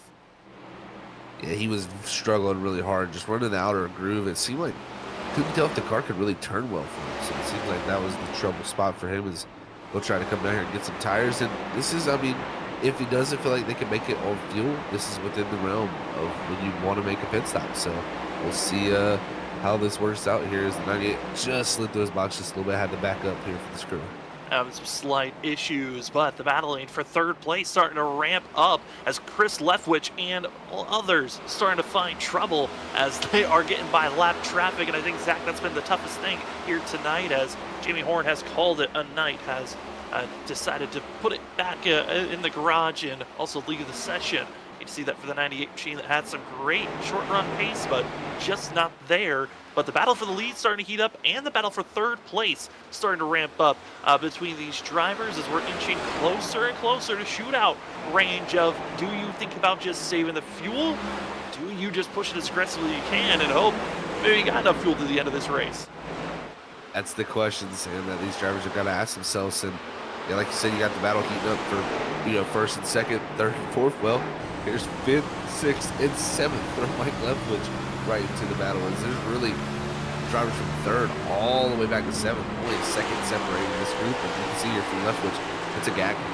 It certainly is for Chris Leftwich. He's not going to be happy with the fact that the driver that's at the tail end is the driver riding on board with Mike Leftwich, father of Chris. And for Mike and for Chris, I asked some of the drivers, before the season started, hey, let me get to know you guys a little bit more. And both of them said, hey, our ultimate goal, beat each other, figure out who's going to be the one at the top at the end of the night. And right now it's Chris Leftwich, but Mike Leftwich, I'm going to say, he's been making a lot of really good adjustments throughout the evening to place the 6th machine where he's at right now in an attack mode, to have a chance to maybe cross into a top 5 or even more further up. Completely agree, Sam. It looks like Chris Leftwich in the 8 is playing kind of defense, while Mike Leftwich in the 60, he's on offense right now. So it seems like we 2 different tells of the tape here for the Leftwiches. These guys are showing right now that they got strong cars, but they want to really beat each other also. As the 57 of Halsey, Dale trying to make the passes. Leftwich has just been strong enough on the outside to not allow these guys to get past. He's good enough on entry, good enough on exit, just to hold them off. Yeah, do the simple work. Hold off, be defensive on the outside lane, and trust the tires will still be there in the next 15 to 20 laps when it's going to become a lot more critical at the end of the night. But we're also seeing Michael Hayes deciding it's time for the 22 to tackle going forward as they continue to figure out where they want to bounce back and forth, as this group has been a pleasure to watch up front and also for the lead. Starting to inch a little bit closer is Jonathan Jennings. Curious if they're going to be making any big moves. Doesn't look like any signs for the lead. The battle for third is the best one on track. That it is. This battle's great as Halsey a little deep into 3. They're almost up into the 8. That allows the 22 of Hayes to go to the bottom, and he's going to maybe get the 2-for-1 deals. He'll be to the inside of Chris Leftwich, heading into 1. Leftwich gets into the outside wall while Halsey backs out, and it's just a gift for the 22. Michael Hayes splits the gap, goes through, and says, thank you very much, I'll take third. Trying to pull away as Chris Leftwich throws it down into the corner, but the tires aren't there. The grip through the center of the corner is gone, and now Mike Leftwich has got an opportunity to bounce forward.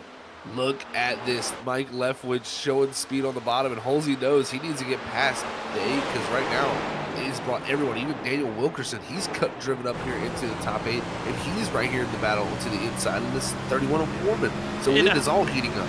And as this battle's been great to watch, Jonathan Jennings just made a power move to take the lead for the 91 after just settling behind the 5 of Hunter Simpson. Simpson slips up through 3 and 4, and Jennings, he'll easily take the lead. Simpson's trying to fight forward, but just not close enough is this crew, and Jennings right back to the point where he's been all throughout his career. That's to the lead.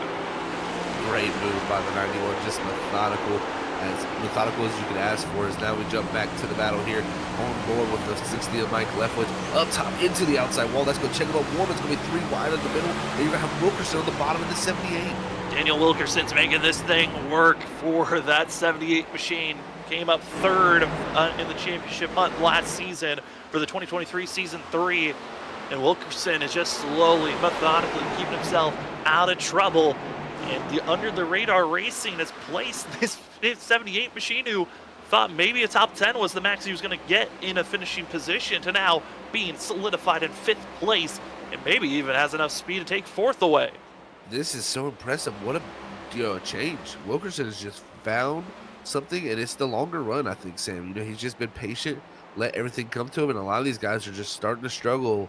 And the 78, as long as he gets loose there, as I say, coming off a 4, that's going to allow the 8 to get the run back, and now he's got to try to fight once again. Maybe the 57 will even get outside. Man, it just seems like lap 35 is the swing lap for all these drivers who are fast in the long run, because we're also seeing on the leaderboard changing. It's Tyler Millette up to 8th place.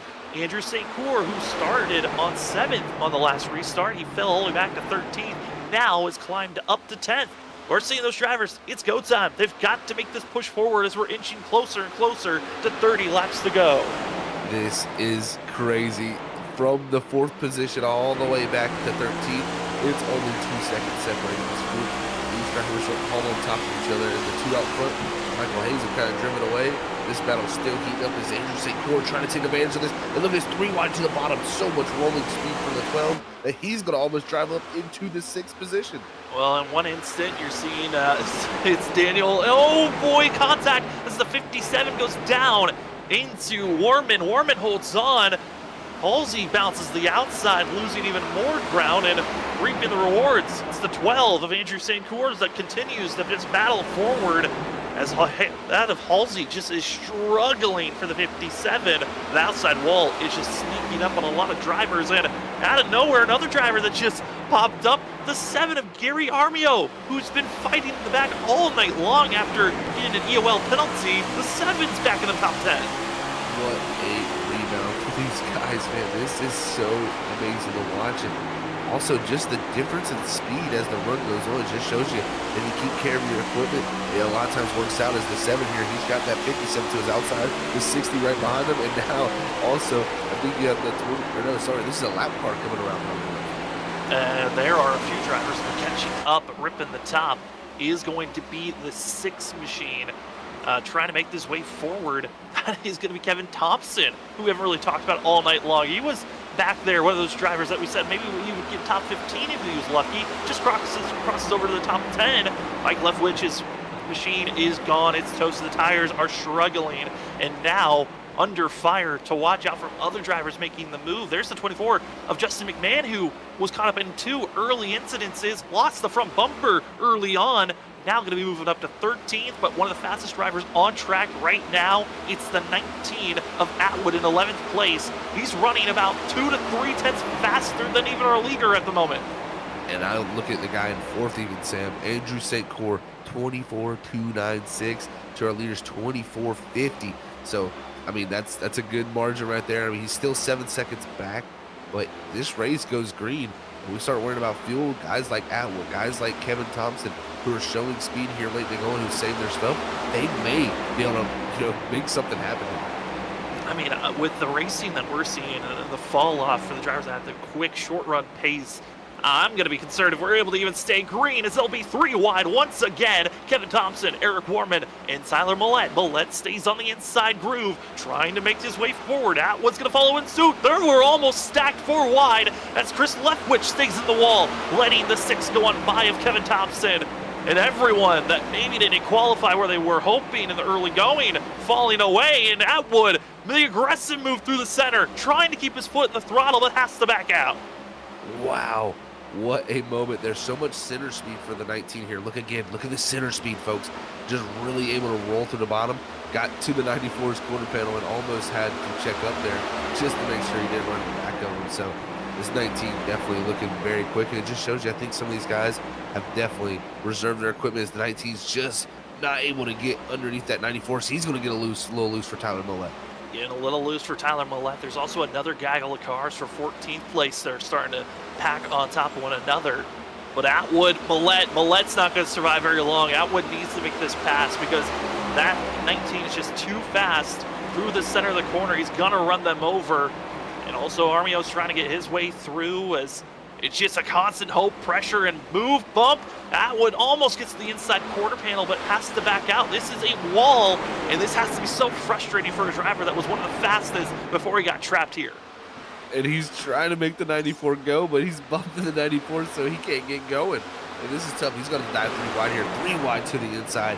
Nicholas Atwood with so much center speed. I think this is going to be an easy pass. Oh, watch out, lap traffic also going to be on the outside lane. That's going to be causing Eric Warman to back out, and that's the opening that Atwood needed. Now he's got a free shot to go after Chris Leftwich. The 8 machine gets a bump tap, get out of the way. Atwood is not waiting for anyone, able to make the breeze by up to 7th place, and now has slight lap traffic to get by as well. And a battle for 3rd about to be the charge, but will we stay green is still the question as they go 3 wide once again. 3 wide off the exit of 2, and this racing has been fantastic, man. All these drivers, comers and goers, as you would say, and that's what you get with open setup racing. The different things is they're checking up once again with the lap traffic ahead. Lap traffic trying to get out of the way as quickly as possible, as drivers are trying their best as well as just, can we stay on track cleanly is the true question, but somehow the chaos for a quick moment got scary. They keep together as we continue to stay green, and this is give openings for even more drivers to think about a top 10 finish is in the palm of their hands. Adam Gardner started in the back, kept on getting DOL penalties. He's now behind this battle for the 56.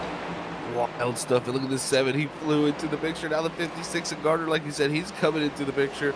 So all of these drivers showing that, maybe they saved a little bit, while Warman, it seems like the 8 of Leftwich, they're all on a little bit of a defense here and trying to just hang on and get to this finish with Warman becoming a 20 to go here. Eric Warman trying to hold steady. Chris Leftwich has to bounce to the inside crossover move. And this battling is 8th back to around 17th.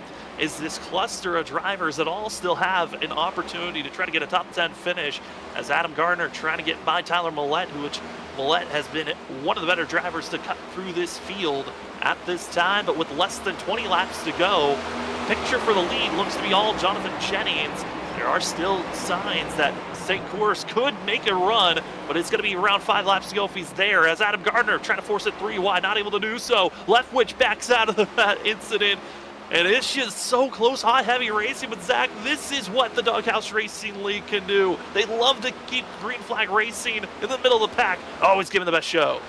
Wow, what a race this is. This has been fantastic to watch. 3 wide action throughout majority of this racing here. And look at this, the 94 kind of almost close to the back bumper on the 31 is now the 56 of Gardner trying to make that pass on the inside, but it's so tough when you're pitched down there 3 wide. You got to exit so low, but they ate a left switch up into the 31. That's going to open the door for Gardner possibly.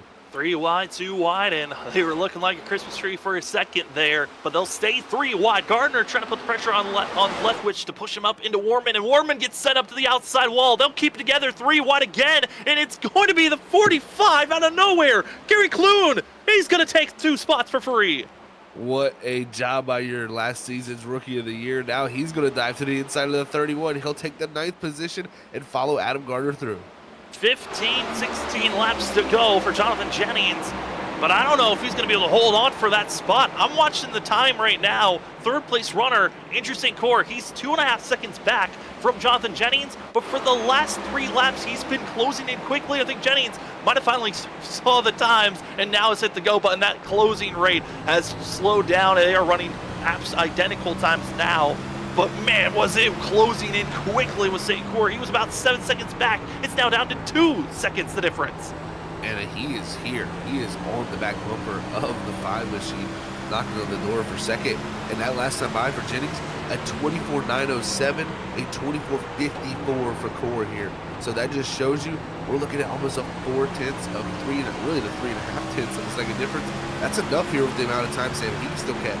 He certainly still can catch, and I'm looking at other drivers of the potential of what ifs as riding on board with St. Cyr trying to find a way to get by the 5 of Hunter Simpson, as well as having lap traffic around them.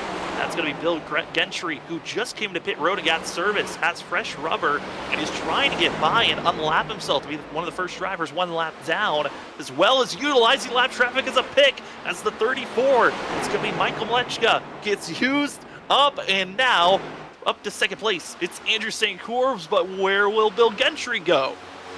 There he comes, the 4 machine who's got those pressure tires coming by, and that's definitely had an effect right there. And even, the lap car, well placed there from the 12 machine to put the 5 behind him and gave him no choice. And I'll tell you what, Sam, I think Andrew St. Cyr is going to catch him. Yeah, I'm looking at the lap times. Jonathan Jennings just ran a 25 flat. I mean, the 4 here is not helping the 12, definitely for sure. But this lap here, even, again, a 24.39 to a 24.76. This is going to come down to the last few laps. It is going to be most likely with 8 to 5 laps to go. That's the range I'm predicting. We're going to see St. Cyr right on the back bumper. The question is, Jonathan Jennings, is he saving tires or is it the tires gone? As Jennings also has been trying to get by lap traffic, as that's been building up more and more as this run has progressed forward. And that could be another factor that's been slowing down the 91, but he's also been running this super high line, just trying to give space to the other drivers. And because of all that space has been given up, you can see now that yellow and blue, St. Cyr's there. This is, I don't want to say a done deal, but if we stay green here, I don't think the 12 is going to have any problem, Sam. He's almost a half a second to 4 tenths a second quicker per lap, and he can run the bottom. It does not look like Jennings can get anywhere near the bottom. That car just will not turn for him anymore. It is not turning at all, and in a blink of an eye, it's Jonathan Jennings who felt so confident and comfortable. It was a 7-second gap between Jennings and St. Cyr just 20 laps ago. And now the 12 machine, it's side-by-side racing for position and going a lap down, and it was side-by-side for the lead. But with 8 laps to go, Andrew St. Cyr is right there to try to make the pass, uses the lap car as a pick. The 12 is gone. What a move, and that just shows you Jennings could not make the bottom work. He couldn't get around this lap traffic. And the 12, with the speed around the bottom, is able to just power past. What a job from him, Sam. He's driven from so far back. At one moment was outside of the top 20, and now to the lead. What a charge. Counted out the 12. Well, we can never do that after tonight's run. Able to blitz by the lap traffic as St. Cyr's with 7 laps to go. Now the question looms on to Jonathan Jennings. Will he even be able to hold off for 2nd place? Because Hunter Simpson is closing in to try to steal 2nd away. What a job from Core to get this done. But like you said, Hunter Simpson has been quicker than Jonathan Jennings. So it looks like the 5 is closing in. And even Kevin Thompson, he's closing into the 5. So don't count the 6 out here from getting up to a podium. with 6 laps to go, it's not over yet on where you're going to be placed. Also, it's not over yet if we're even going to be able to keep this race clean and green. That middle of the pack that we were talking about from about round 10th place on back, they are still 2, 3 wide at moments. It is a cluster of Eric Warman and Gary Armio that have been kind of the safety valve back there, but with 5 laps to go, it's all Andrew St. Coeur, but will second place be held off for Jonathan Jennings? Like you said, Hunter Simpson's there, but Kevin Thompson looks even faster. That he does. Thompson is flying, fastest car on the racetrack by far, and he's already to the back bumper of the 5 for 3rd place. So I think this is going to be a no-brainer that the 6 can get past the 5. My question, can he go up and get Jonathan Jennings with the amount of lap time difference? I think Jennings' best friend is going to be the 5 machine here at anything. It looks like it. Just continue to block, hold off the 6 machine as much as you can. 4 laps to go, and going to be down to 3 for Andrew St. Coeur, who is looking, helped out his teammate. Oh no, they are! Oh, Kevin Thompson, Hunter Simpson, that's the wreck that's going to send us into overtime. Oh man, big blocking there, Sam. The 5 was not letting the 6 get to the bottom, and the 6 kind of said, you know what? You go block me, I guess you're going to get the bumper. So that was intense to watch there on the front straightaway. And because of bringing out the wreck, Kevin Thompson's going to get an EOL penalty, and we only have 1 overtime attempt here for the Shoney's Doghouse Cup Series. There's the wreck, the incident that is going to be ruining the 6 machines race for that time. Yeah, the block was definitely a little aggressive, but the 6, I think he was already committed to the inside, and it's just, their braking points were different. The speed from the 6 was different, and the 5 and 6, they come together, and both of them going to be coming out of this on the bad end of the stick. I mean, the 5, definitely a hard hit to the outside wall. I'm really interested to see how that car is going to take off after this next restart. And drivers now going into pit road. They're going to be taking tires, but Zach, who's going to stay out? And Jonathan Jennings stays out. He's not going to risk coming into pit road and giving up all this time. We only have 1 overtime attempt, and we're going to have a list of drivers that are deciding to stay out and not take tires. This is the gamble of being the lead driver. It's usually whatever you do, the rest of the field does the opposite. Ooh, this is going to be wild, folks. It's going to put Nicholas Atwood as the 9. There is a lap down machine of Stephen Bonomo. It's going to put Nicholas Atwood up to 2nd, Gary Clune up to 3rd, Gary Armio up to 4th, Mike Leftwich up to 5th here. And it looks like from there, so our top 5, Sam, is going to be what has stayed out. I'm telling you what, this is going to be interesting. Oh, maybe even Hanneman. Looking like it is going to be the 38 staying out as well. Hanneman going to be staying out for the 38 machine, so 6 drivers stay out. And still waiting on who's going to be penalized, and it is the 6, Kevin Thompson. EOL penalty for the cause of that incident. Again, I know people are upset with the block that was placed, but you have the ability to block. The choice to just kind of move and do the pit maneuver on a driver is what you're going to get penalized if a yellow flag comes out, and it will. And overtime is simple. This will be our last restart of the night if we get a yellow flag on this first lap, and then we will end the race under yellow. But if we get to the white flag, the gloves are off. It's all about who crosses the line first. And Zach, with having only 1 overtime attempt, this puts a lot of pressure on the drivers ahead. Really does. It puts a lot of pressure on. I mean, if if we wreck immediately, I think that's why Jennings is kind of going for this. He's like, I'd like the call. It's a risk, but because it's going to be a mad dash. Because I even look at it, someone like Andrew St. Coeur, he's back in 15th somehow, Sam. I don't know what happened on the pit stop there, but Hunter Simpson's going to be the first one on fresh tires, I believe, in 5th. Well, I know there's 2 drivers that decided to take 2 tires for his stop, but could have been an incident of maybe speeding. That could have been the issue, and he's going to be losing more positions. Oh, that is so tough. He's just sped and got caught for speeding, and that's going to take the 12 out of really any chance for a win here. And I mean, that is a heartbreak if you're Andrew St. Coeur for what a drive he just put on. He put on an incredible drive. I think the moments are going to be captured for a great running here. But again, this is going to be our one and only overtime attempt at a restart.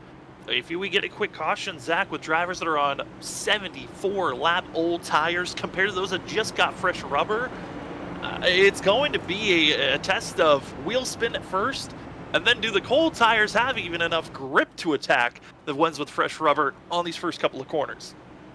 That's the question too, and also when you go through these caution phases like this, the tires cool down a good bit. So someone like Jennings, who was very much struggling, maybe that balance of that car will come back to him just a little bit. Now, my concern for him is that 19 looked very quick before that caution there. So the 19 was definitely one of the quicker cars. I think he could have a shot here if anything, but it's crazy to think about this. Hunter Simpson, after that incident, he may be sitting in the best position to win this race. Hunter Simpson, though, is the one thing that you're not going to like. You're on the inside. First driver on the outside with the freshest rubber, going to be the 22 of Michael Hayes. Could the Michael Hayes have the best recovery run of the night after being involved with a self spin? Luckily got the admins to throw a yellow, and now has a chance starting back in row number 3. First four drivers on 70+ old lap tires. Rest of the field on 4 freshies, as this will be our final restart of the night. If we get a yellow flag, the race will finish under yellow. If we get the white flag, it's about crossing the line first. The Doghouse Racing Apparel 160 is underway. Huge checkup on the outside row. It's going to be a massive launch for Michael Hayes, though, who's going to be the 3rd car on the outside. Jonathan Jennings is gone, but who's going to catch him? A lot of those new tires didn't get going, and they're 3 wide from that 2nd row on back. Jennings with a great restart, though. He's out front. They're going to be looking to get the white flag, Sam. Michael Hayes, though, has moved up to 3rd. They need to get the white flag if they want to race this one out. Jonathan Jennings is good. Atwood's closing in quickly here. As drivers cross the line, it's your freaky fast white flag. Here we go, Zach. It's all about who crosses the line first. Here we go. Jennings on the top. Atwood now under attack from Hayes. Does Hayes have the speed as Simpson goes around coming off the exit of 2? They're wrecking farther down the back straightaway, but it doesn't matter. The battle for the lead's on. Battle for the lead is on. Michael Hayes needs to get the better exit. Jennings has got the outside row. Hayes has to back out. Jonathan Jennings will hold on with 70+ old lap tires to win at overtime. Finish there. Jennings, I mean, he is going to come away with this one thinking, man, I definitely not, kind of surprised that he won that with how it all played out. And staying out, that seemed to be the great call to make, Sam. It really does. And, having that wall of drivers helped so much for Jennings, because if there was one more lap, maybe one more better corner from Hayes, that 22 could have been there at the end. Well, for the 91, he gets to enjoy this for the rest of the field. Some are upset, others are pleasantly surprised. But the 91, dominance continues for Jonathan Jennings. Back into victory lane for the most winningest driver as he gets to burn it down. We will step away. When we come back, we'll talk to our top 3 and a spotlight driver right after this.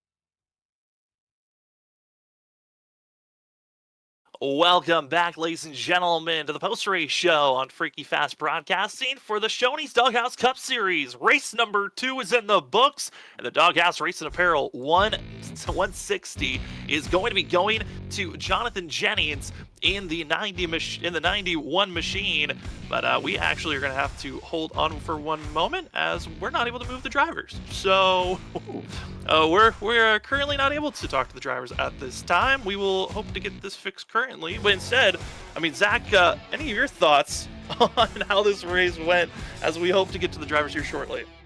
Yeah, it was a very, very interesting race.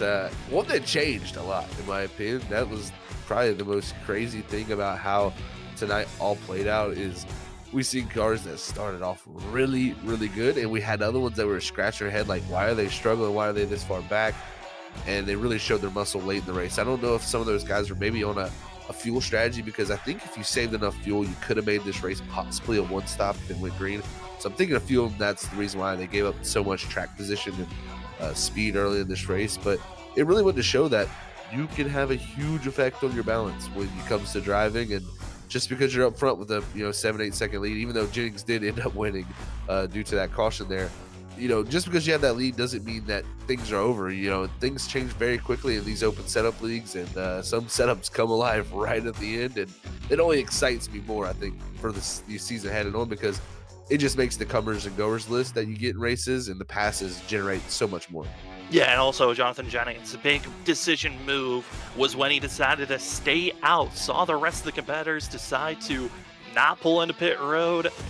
Pull into pit road, and he decided, you know what? I'm going to go in and make my move of staying out, and had a couple of other drivers stick with him. That was the big move of the race. Other drivers tried their best to get up front, but it looks like we are not able to move drivers, so we're going to be finding ourselves looking at the drivers right now, of taking a look at where the drivers finished here, because we're not able to move any of the drivers to talk to them, sadly. So we are going to go straight to looking at the unofficial results for tonight's race. So we're so sorry. We'll try to talk to the drivers hopefully maybe at the start of next week's race, but it is not working at this time for us to talk to the drivers at this moment. Nope. Hey, we were just given the power. Hey, we can talk to drivers now. We do not have Jonathan Jennings, but we'll see if we can talk to maybe some of the other drivers, as we were just given the power to talk to them. We're sorry. This is very awkward and weird. First, we're going to talk to the drivers and then get ourselves going. Sorry, there was a bunch of complications that didn't allow us to have blood power here to talk to the drivers. Now we should, as we do not have the winner, but we do have second place of Michael Hayes, deciding to go with the going into pit road, taking tires, perfect position. Michael, it's Sam and Zach up in the booth. Congratulations on second place. Man, how are you feeling after that type of performance? Yeah, thank you guys. Yeah, the qualifying didn't go too well for me to start the race. And yeah, just managing the race throughout. And then that late race caution there with the green-white checkered, I mean, gloves are off, right? And I don't know who was on old tires, who was on new tires. I was just going to race it as hard as I could. And I probably could have got side by side with Jonathan at the end, but the thing got tight and I got nervous, and I just decided to back out of it and not cause a wreck or anything. But man, what a finish. Well, but I tell you, it was a great finish from you guys, really, like you said there. It really, really was. And, you were one of, if not the biggest movers of all night. You had that close call at the inside wall. Did the track go through any changes, or did you ever have to make a change to your setup tonight to really find that, progress forward? Yeah, I mean, I was just right in the back all race, so I didn't really know what to feel from the sets. So no changes all race long. But I was doing really good on a long green flag run, just buying my time and just keeping my left sides on the yellow line. And man, I think I went up from like 22nd to 7th or 6th there on that first long green flag run. I mean, it was a blast to watch yourself during that long run, to climb your way through, and through seeing the drivers late able to make their charges through on the long run. Michael, I mean, after tonight's race, we're heading to Atlanta, Las Vegas. What are your thoughts here in the beginning of the season? What are some of the goals that you're looking to grab here before the season's over? Yeah, the Cup car is all new to me, and this league has got a bunch of competitive drivers, so it's definitely going to be a lot of learning and a lot of growing throughout the year. I'm in a couple different Cup leagues, so I'm gonna for sure get my practice in this year. We cannot wait to see how well you perform throughout the season. But before we officially let you go, the floor is now yours for any shout-outs. Yeah, shout out to my new team for 2024, Ghost Motorsports. I know some of my other teammates, they're running a truck league and another league, so shout out to Ghost. Shout out to you guys for broadcasting. This sure would be fun to go back and watch at the end of this race. It certainly was fun for us to call. Thank you, Michael, for a great showing and giving us a show to call. Congratulations on second, and good luck next week at Atlanta. All right, thank you guys. Good night. Well, that's going to be the 22 of Michael Hayes coming away in second, as now we're going to go to victory lane. We finally are able to talk to drivers, and Jonathan Jennings is back there to celebrate. We have the 91 with us. Jonathan, it's Sam and Zach up in the booth. Luckily, we're now able to pull you up and talk to you. Man, how are you feeling after that performance here tonight, where it looked like maybe it was going to be other drivers dominating early, but you found yourself up front like you always do at the end of the night? Well, I don't think I should have won that. I think setup-wise, I think Core had the setup. I was lacking a little rear grip there near the end, and couldn't get through traffic too good. Well, Jonathan, you definitely, I think, made the right call by staying out there, it seems to be. And what went through that decision-making? Did you feel like that was your best shot? Yeah, I thought that was the best shot. Green, white, checkered, short track.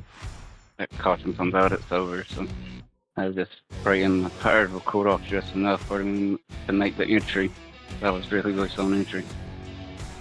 Well, they cooled off enough, not just for the entry, but to hold off the drivers on fresher rubber. It worked out great for yourself, Jonathan. We're heading to Atlanta, Las Vegas, Phoenix, the next couple of racetracks we're going to. What's the confidence level looking at those next couple of racetracks? New Atlanta, I'm not too thrilled about, but it is what it is. Everywhere else, see what we can do. Sounds like a plan. Well, Jonathan, before we officially let you go, the floor is now yours for any shout-outs. You guys for the broadcast, Daniel, all the admins for everything they do, putting these things on every week, and the sponsors for the league, Johnny's, Group 6, Simpson's Design Shop, and Fanatics. Well, that will be the 91 machine of Jonathan Jennings back in the win column here early in 2024 Season 1. Congratulations on the win, and good luck surviving at Atlanta next week. Thank you. Well, as we move away from pole award, we docked to second place. Let's go down to third. Driver that thought maybe he had enough time, but it just wasn't enough. We have the 19 with us of Nicholas Atwood. Nick, congratulations on third. Man, how are you feeling after your performance here tonight? Pretty confident, especially knowing that short tracks haven't had my luck recently. So I'm pretty grateful to be where I was when everything kind of happened and everything kind of just fell to my lap. That it really did, Nick. And you had a great run, man. I mean, you started 10th on that last long run we had. You kind of dropped back to 17th, but the long run speed was amazing. Take us through that. Yeah, the teammates over at Twisted Axle spent a lot of time this week putting down a lot of laps. They kind of figured out the long run strategy that we had. We knew if we held back, saved our tires, people had no choice but to burn theirs up. So we kind of used that to our advantage, and then everything cycled out correctly. Well, Nick, next week, Atlanta Super Speedway. We saw how great Twisted Metal was at Daytona. What's the confidence level for the team heading into next week? We think we got the sets to compete with again. We think we're one of the super speedway teams to beat. I think it'll be an interesting race in Atlanta.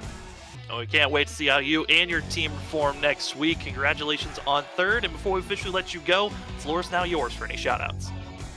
I'd like to thank everybody over at Beast Mode Performance for allowing me to be a part of their team. All my teammates over at Twisted Axle, Andrew, Kevin, Gary, and Adam. I appreciate them, and I appreciate my fiance for letting me do this every week. Well, that will be the 19 machine of Nicholas Atwood coming away third. Congratulations on third place, and good luck next week at Atlanta. Thank you. Appreciate y'all. As we move from third place, we'll go to our spotlight driver. It's going to be fifth place finisher of Justin McMahon. There were a couple of drivers that were on the list, but I felt like we needed to talk to Justin after the way that his race started. Justin and Sam and Zach up in the booth, 5th place. After those first 2 incidences you were involved, did you think that this was even possible to grab? No, I had no idea. I did not think I was going to have a chance in hell to get back up there. It was kind of just a gamble. No clue. I just knew that I needed to stick with it and calm myself back down and just run a steady race and kind of just try to avoid the wrecks if possible again and just keep digging. Yeah, definitely had to avoid some wrecks tonight, Justin. Unfortunately, couldn't avoid a few of those, but what a rebound from you, man. So, like, how was it working through traffic? Because, I mean, you had to definitely come back a lot tonight. It was tough because I kind of had to. I knew tires are really crucial here. If you burn them up too soon, you're gonna get just run over, which that's pretty much what happened here on the end. But being that far back in the pack, I knew that I needed to hustle to get up as far as I could before the next pit cycle. I mean, I tried both times, but it didn't really pan out the way that I wanted it to. It was rough, but you had to have that give and take to save your tires enough to be able to have enough there for a long run.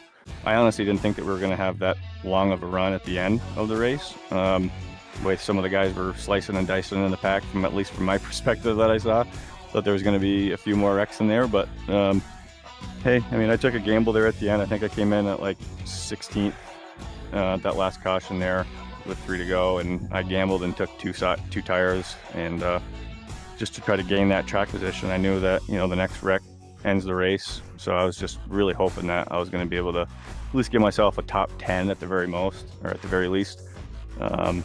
And hey, 2 tires actually felt pretty good on that last run there, and I was able to stay out of the final wrecks there going into the turn 1 and 2 there, and 3 and 4 I think also there was a couple, but it was squeak out of 5th, top 5 place, so I'm pretty happy with that. But yeah, it was a long night. I'm ready to leave here and go to next week.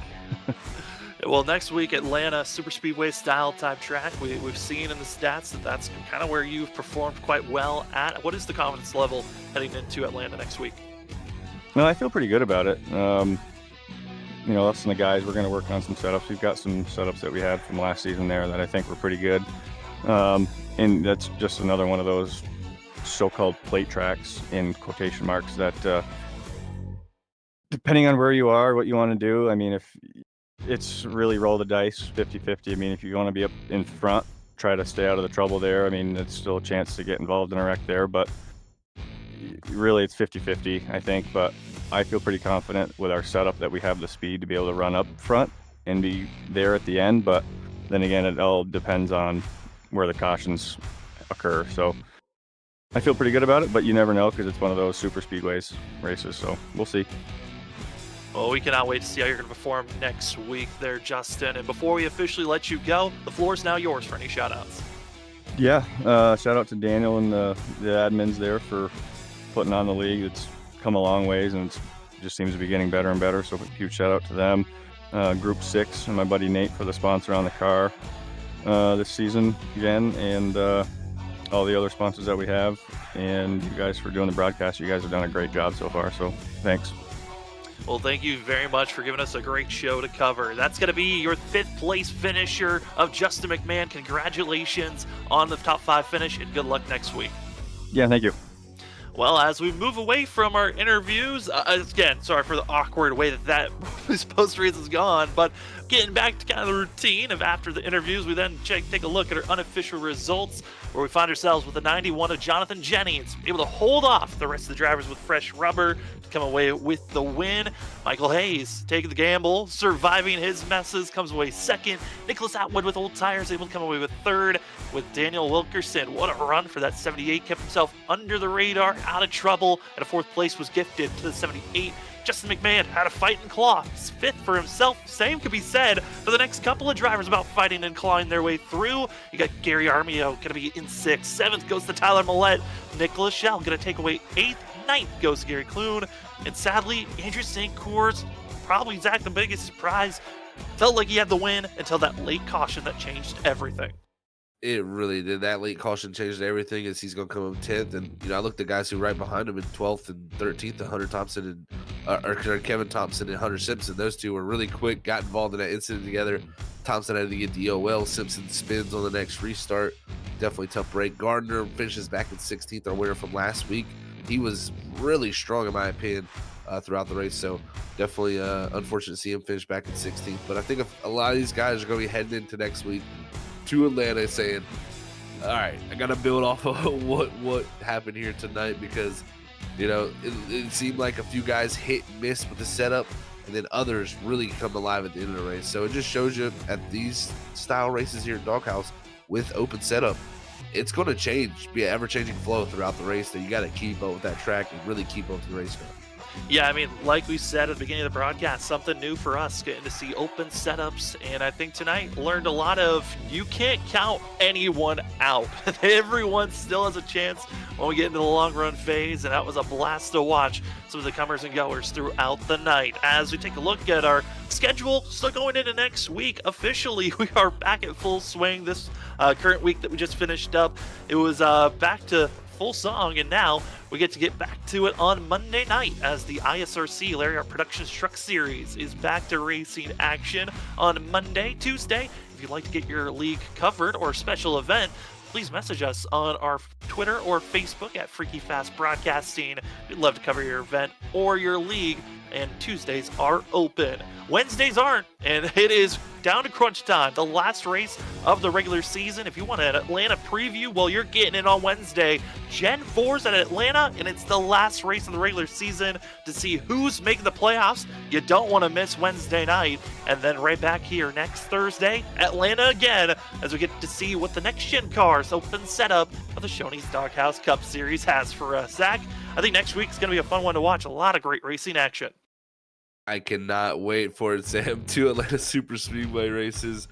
That's going to be wild, especially I think this gen or the next gen one, because these cars really, really race there well. So I cannot wait to see what these guys can do with open setup. Of course, we got ISRC back and WSSR getting down to the end of their things with their final race of the regular season. So we got great action all throughout the week, and definitely excited to be finally back rolling here. We're back in the February, heading into March, and we're going to be full-time here from now on.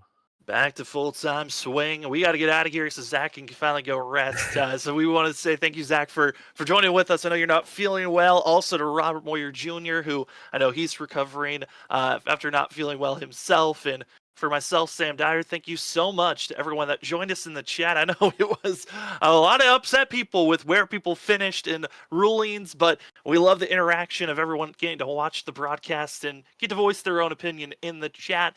But for us, thank you for joining in the enjoyment of this race. Congratulations to the 91 of Jonathan Jennings.